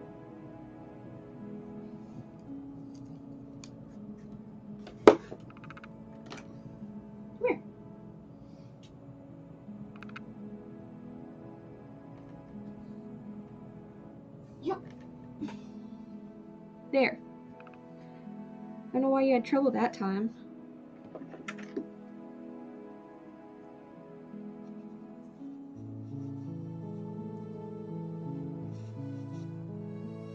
Do I have to cut you out again? I really didn't care for that last time. What happened after I died? I have to ask, did you end the world after you killed me back there?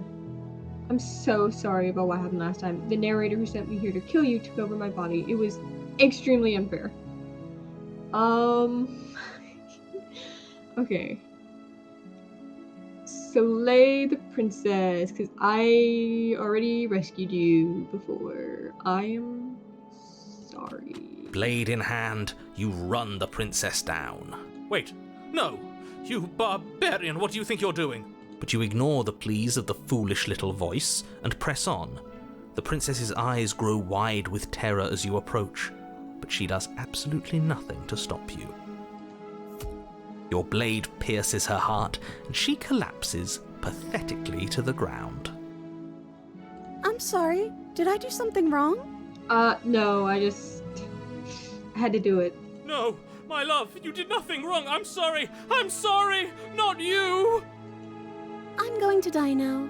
I think that's what you want. And just like that, she's dead. The world is saved. Thank you for seeing this through. I know it must have been difficult. I feel sick. Sick? You took part in the murder of the fairest creature that's ever lived. And you merely feel sick. I, for one, am absolutely distraught. Grief-stricken. Inconsolable. You'll get over it. You just saved everyone. Get over it? You smarmy ass. There's nothing in the world worth getting over it for. We might as well just end it all. You raise the blade, aiming the point directly towards your heart. Excuse me? No, you absolutely do not do that. Yeah, let's not make any rash decisions. We should give ourselves a minute, take a deep breath, and... Rash. The only rash decision we've made was running our cursed blade through her heart. This is far from rash. This is measured. This is the only thing left for us to do now that she's gone.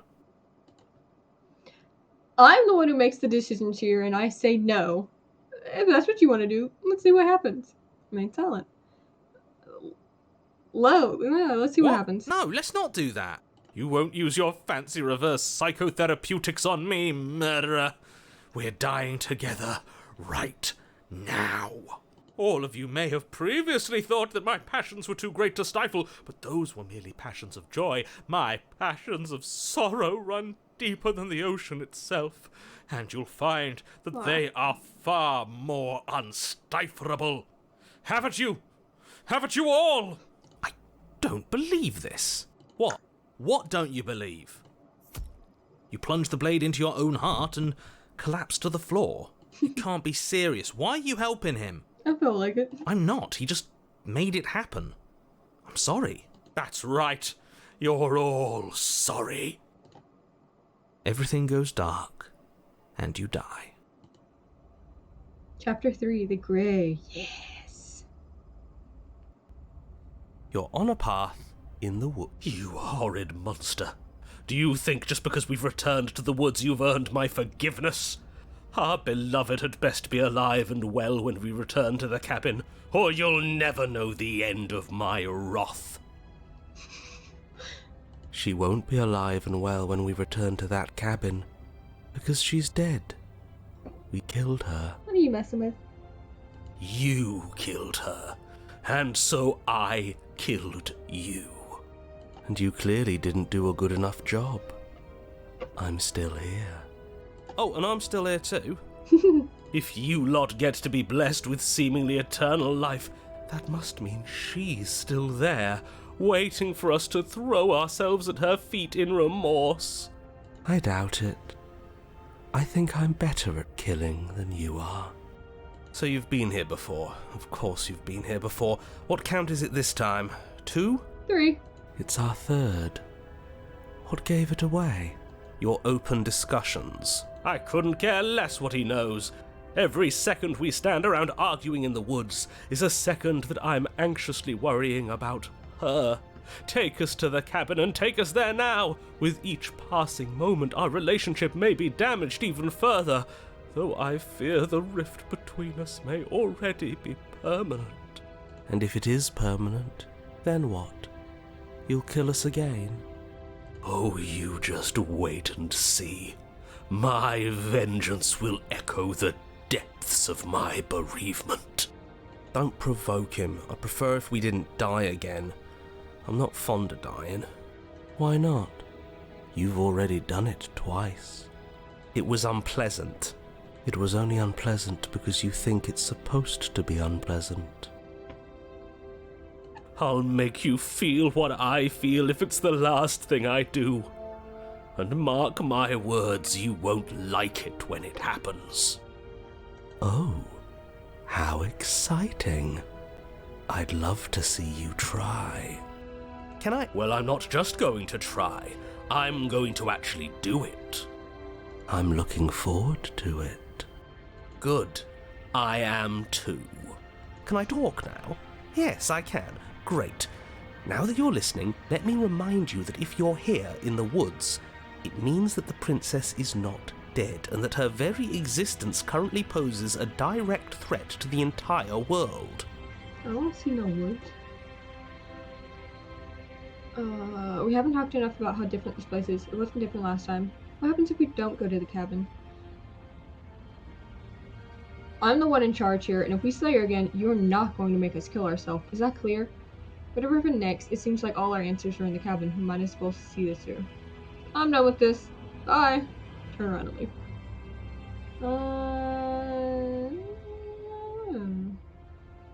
Proceed to the cabin. I'm sure you've already heard my words of warning in one of your past lives. You've already managed to slay her once, just don't muck it up this time, alright? Oh, we'll muck it up alright. We'll get our happy ending, even if it damns each and every person who's ever lived. Whatever you do, don't let him influence a single decision. He's clearly lost it. I hate that I'm agreeing with him on anything, but I really don't like being at the whims of someone so unstable. It's stressful. Yes, having all those feelings isn't very productive, is it? But we're just passengers here. Why stress over something you can't control? You're saying that like stress is just something you can turn off. It is. It's easy. Whatever happens, happens. This is horribly unproductive. The cabin and your extremely important destiny await. Proceed into the cabin. The interior of the cabin feels dry and brittle. Ancient dust-covered wooden beams hold up a crumbling ceiling like mummified ribs, each elegantly carved detail of the stately building preserved in an extended stasis. Everything here has been kept safe and dry and lifeless. But you're not alone. You can feel something watching you. There is a figure faintly outlined against the dusty wood of the far wall. Is that her? Yep. Our beloved. So she does live. She doesn't look very alive to me. Before you can make a move, the figure is gone, vanishing behind the door on the far side of the room. The door at the end of the room, but there isn't a door, it's just that damn mirror again. Ah, yes, the mirror. So we can see the monster we've become. If it even lets us look before it vanishes too. The mirror? Is this some kind of joke? Did you all plan this out before dying? There is no mirror. There's the door to the basement, the table, and the pristine blade. Huh. That's strange. There's supposed to be a pristine blade. Why isn't there a pristine blade? Maybe it's gone because we've already killed her with it. Perhaps it's gone because an oh-so-deserved guilt has started to worm its way into each and every one of you. Perhaps all of you do feel just as bad as I about what we've done. Though if you felt the oppressive guilt I feel, we would have manifested that weapon directly into our heart. I suppose it doesn't matter why the blade is gone, but you're going to have to find it if you're going to do this right. So why don't you march over to that door and make your way down to the basement? But there is no door. Approach the mirror. You make your way to the door at the end of the room, stopping just in front of it. You must think you're looking at that mirror you mentioned earlier, the one that doesn't exist. Just reach forward and open the door. It's still so hazy. We should try and clean it off. Yes. Trying to touch it does seem to be the magic spell to get it out of our way. Wipe the mirror clean. It's time for all of you to see what we've become. You reach forward and place your hand on the door to the basement. The handle is just a little to your right, and a little down. So much for our reflection. We didn't need to see ourselves anyway. I'm much more interested in seeing other things. I see. We are too hideous for even a mirror to behold. We can only hope she might still see some good in us. No way left to go but down. Enter the basement. The door to the basement creaks open, revealing an antique staircase lit by weak torchlight. The air here is so stale it practically stands still, as if the very molecules of this place have been fossilized, trapped for eons until your arrival. Even the blaze of the torches can't penetrate the odorless air, as if they'd run out of fuel to burn ages ago, their light still flickering more out of habit than from adhering to a physical reality. A wispy figure watches you from the bottom of the stairs, face veiled in shadow. There she is again. My love! She's just an old memory. Your eyes lock for a brief moment, then she vanishes around the corner. I'm sorry about last time. Are we good? Is there anyone there? I think we have a lot to talk about. I don't have a weapon. There wasn't anything upstairs for me when I got here. Proceed down the stairs. I'm sorry about last time. You receive no response. Do you think she's upset with us? Don't like being here unarmed after what happened last time. I feel so exposed. What can she do? She's dead.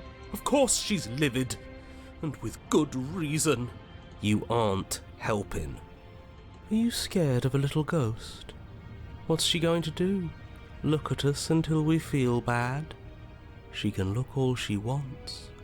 It won't do anything. Proceed.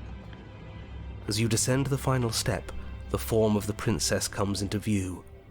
A skeletal body lying in a heap on the floor, her wrist still bound to the wall by a heavy chain. This cell is a dark and isolated place, with not so much as a window to allow starlight to penetrate the gloom. See? She's dead. No! What foul trickery is this? How can this be? We just saw her alive and well a moment ago, floating away transparently. Whatever we saw was a ghost. I thought we were all on the same page. Do try to keep up. Your thoughts are interrupted by the sound of a slamming door and a clicking lock. Well, you turn to see the shade of the princess staring down at you from the top of the stairs, clutching a brightly burning torch. So that's where the blade is. It's already in her heart. And yet she isn't dead. She is dead. Have you never heard of a ghost before? Oh, for the love of... Can we not waste time arguing over the semantics of what is and isn't dead?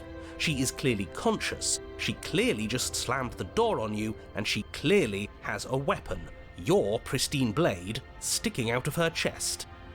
This is extremely bad. Catastrophic, even. Yet, dead or not, what are we supposed to do about her? Slaying, or destroying, if we want to be a little more death-neutral, seems off the table. We make amends. She obviously still holds us in her heart. She's bearing a torch for us and everything. But she hasn't said anything. Are you sure she can talk like this? You came back. I missed you. That angelic voice. I missed you too, my beloved. You sure snapped back to your old self quick. Yes, Seeing her dazzling countenance again has reignited the warmth in my heart. I have found it in me to forgive the sins this body has committed. We can have our perfect romance after all. With a ghost. This is a bad place. We're supposed to be together, but it keeps making us hurt each other. The torch falls from the princess's hand and bounces down the stairs. It'll be so much better when it's gone. The skeletal wood of the basement, perfectly dry after uncountable years of desiccation, immediately catches fire. She's trying to kill us. A misplaced escalation of her passions, but clearly she still cares for us. I say we burn with her. Why'd you close the door? Let me out! You're trying to kill me. I'm gonna burn. Are you mad at me for killing you? I'm sorry. Rush for the blade, rush to the door. Why'd you close the door? Because I wanted to be with you. I don't want you to leave. See? Everything's fine. She wants to be with us. Yeah, in a bad way. She just has a unique way of expressing things. The fire grows quickly, devouring the basement, dancing up the walls and painting every surface with strokes of flame. You're choked by smoke, and the air around you grows uncomfortably warm. We've never burned to death before. I wonder how it's going to feel. Bad! I bet it'll feel really, really bad. Yes, it will be terrible, so you'd better come up with something to do and fast. Your personal safety is far from the only thing she's threatening right now. I think a bit of fiery passion is good for the world. You're just trying to spoil her fun. I'm not spoiling anything. I'm trying to prevent oblivion.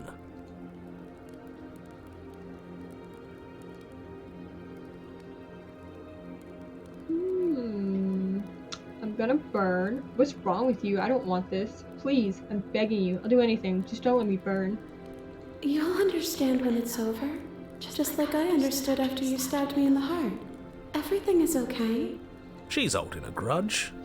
She wouldn't. She's perfect. The heat grows in intensity as the flames draw ever nearer. You can practically feel your skin sizzling already. If you're going to try and stop her from killing you and destroying the whole world, you'd better do something, and you'd better do it now. I wonder if we look good right now. Fire makes a lot of things look good.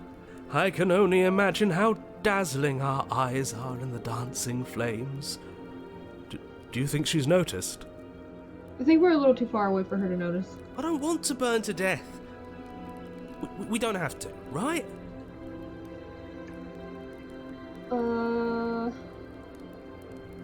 You mad at me for killing you? I'm sorry. I'm not mad at you. You gave me so much to think about. And it's all going to be over soon. It's all going to be better. The flames lick at your form, stripping layers of you away, causing your skin to blister and pop and crisp. As you burn, the princess glides to your side, her ghostly form blackening as she, too, succumbs. Dang. This is terrible. We're going to die. I'd savor this feeling if I were you. Soon enough, we won't have nerves. And we'll get to die with her. After what you made us do last time, this is as sweet an end as we could hope for. She clutches you close to her chest, her eyes bright and her smile wide with manic affection, watching as the flames take you away. The pain is unbearable at first. Every inch of you screams as your flesh is stripped away, your muscles stiffening as they're cooked, your blood boiling in your veins. But it isn't long before the flames take your nerves, and with them, your ability to feel much of anything. See? That wasn't so bad. It was so bad. But somehow, the nothing is so much worse. You'll get used to it. There are still the feelings of the heart. Those never go away. Oh, they always do in the end. You just haven't experienced enough.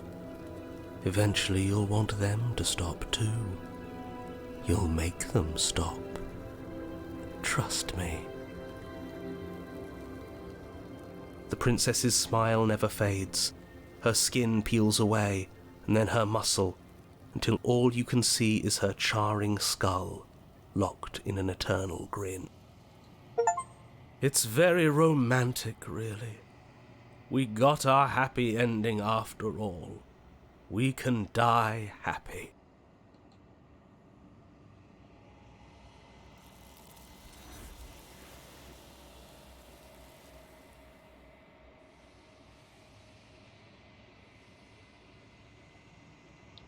But despite your best efforts, you do not die. It's time for you to leave.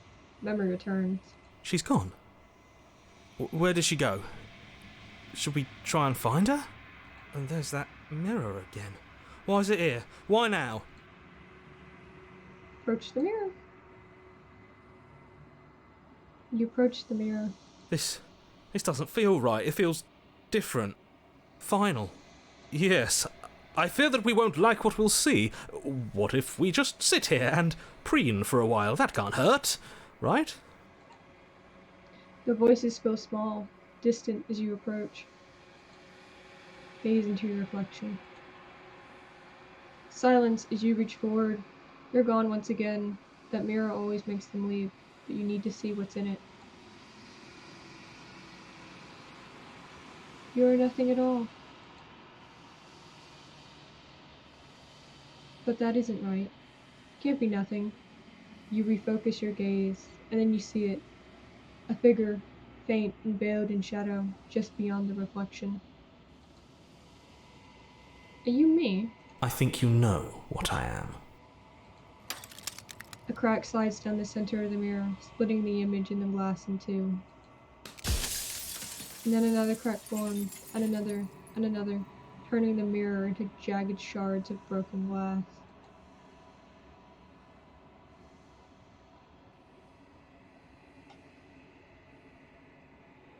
So many options. I wasn't supposed to see all of this, was I? You were either going to have seen all this, or you weren't going to have seen all this. This is worse, but you still have an opportunity to save the world.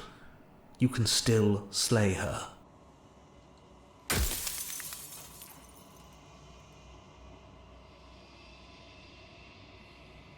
I'm sorry, I don't want to destroy you. Will it help if I look away or stop asking questions? We've already crossed the point of no return. There's no saving me now. Not that there's ever been much of me to save.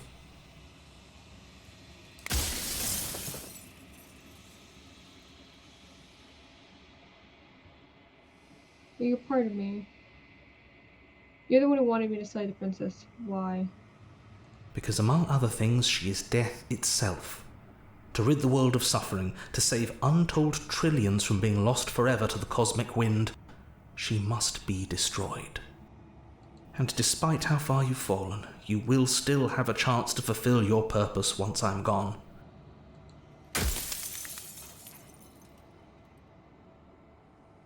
I was made to do this single task. Who made me? What am I?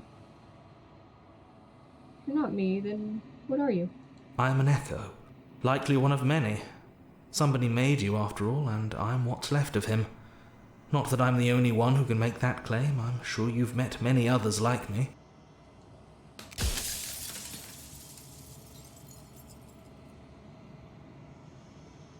You said she contains death. What is she? She is the shifting mound, the ebb and flow, the capacity to change. She is transformation, or most of it. Her nature is why I had to die, for she becomes that which others perceive her to be. But an echo can't perceive things, not in the way that people can.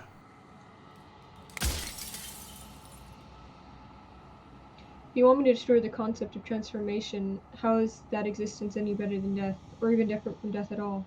Honestly, it feels worse. When I broke the cycle, I made sure that the tear was rough. You carry a part of what should be her, and she carries a part of what should be you. Things won't be as they are now, but they won't be nothing either. Besides, Anything is better than oblivion. In the end, nobody wants to leave.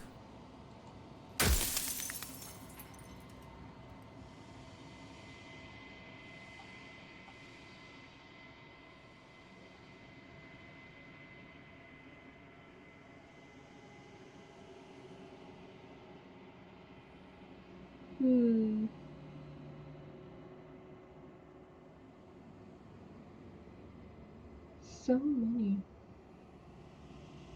I'm pretty sure death is good, actually. Important, even. If that's your belief, there's nothing I can say to move you. You haven't died.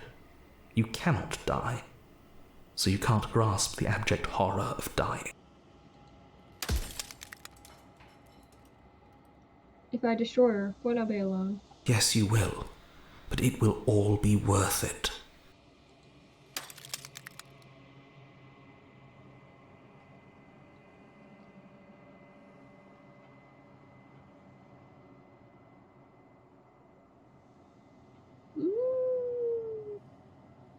If she's capable of becoming whatever people believe her to be, can't I just will her into something small? As you are now, you won't be able to will her into anything.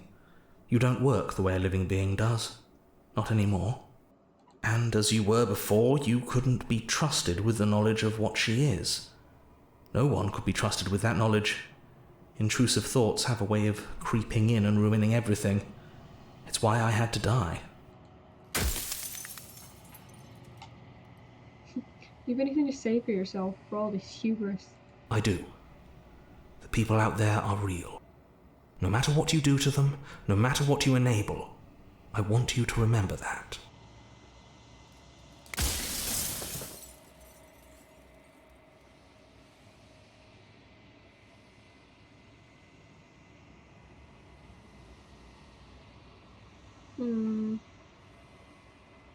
I think you're out of time. So I am. It's like I said, I'm just an echo. And echoes always fade away. You know what you have to do.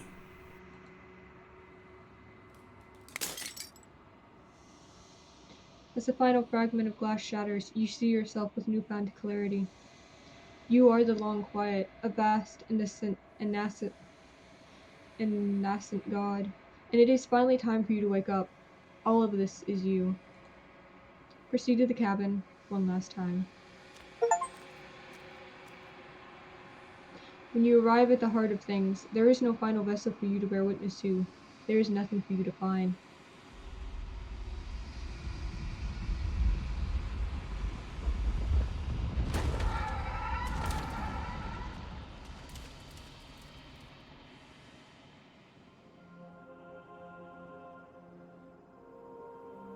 I can finally see you, and you can finally see me. It's been so long, and my heart has ached for this moment. I've missed you dearly.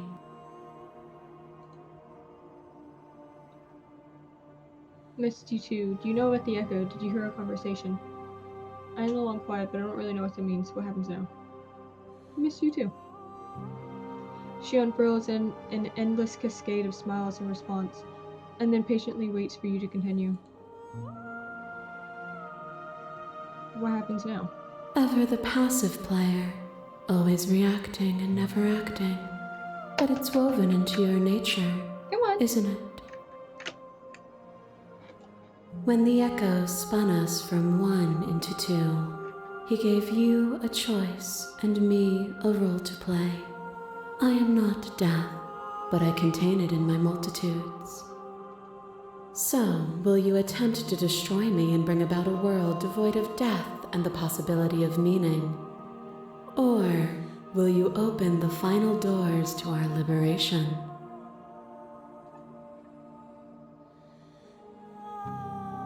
There's so many stories we've left unfinished. Can we really just leave? Don't you have a say in all this? Why is all this falling on me? Let's talk this through. I still have so many questions, and I need answers before I can make a choice. If I let you out, an entire world ends for good. I can't do that. If you were always going to become this, then what was the point of me doing anything? Did it even matter what roads I walked if all of them would have led to this moment? There has to be another way. This can't just come down to me either destroying you or letting you out. I won't let you. Told you what was gonna happen when we reach this point. Slay the princess. Slay the princess. I think it's time for us to leave this place, but I don't know how to leave or where to go. Nothing brings me greater joy than to hear those words. The final piece lies with you. 1 second. Awful timing. You can wait.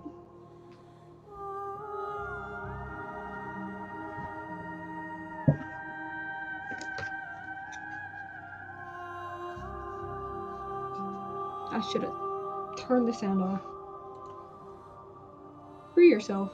Let's go.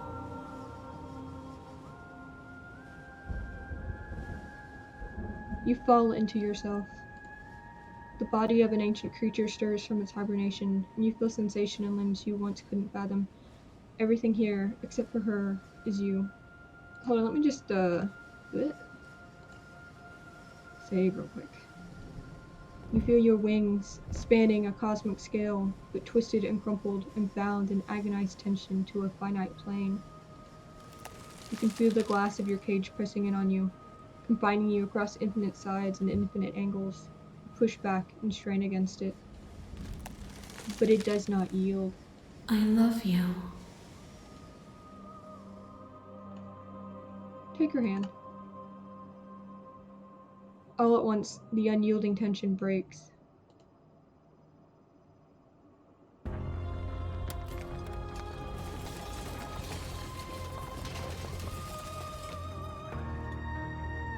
You are free, and she is with you. It's magnificent. There are no words, no thoughts to describe absolute reality, something that simply is. What happens now? Step into the infinite. You and she step forward into 1,000 dawns and 1,000 sunsets, each of which contain 1,000 more. You exist, and you are aware, just as you always have been, and just as you always will be. Though conflict is in your nature, the two of you will never be alone, and the two of you will never know fear. You and she are finally home. Yes, overrated. New endings, only new beginnings. Nice.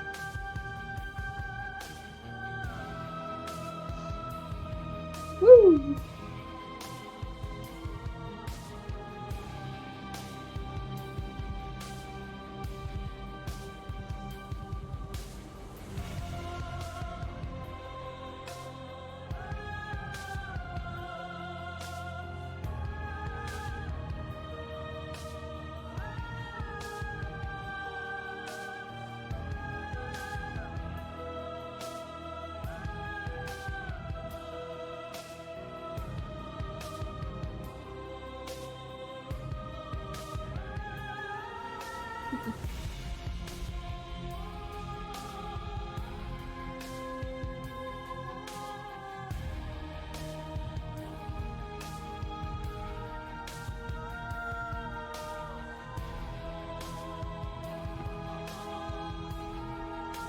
Return. Nice.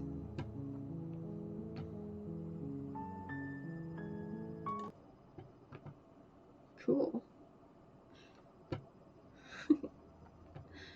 So I'm pretty sure there are still other endings. I haven't got yep, only 34%. Yeah, there's like a bunch of other endings I'm pretty sure I haven't gotten. There's a lot more endings to this game than I thought there was.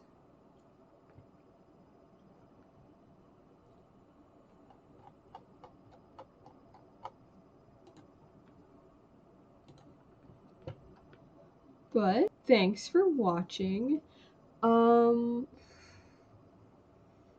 definitely gonna do another playthrough to try and get the other endings. I just don't know when. But yeah.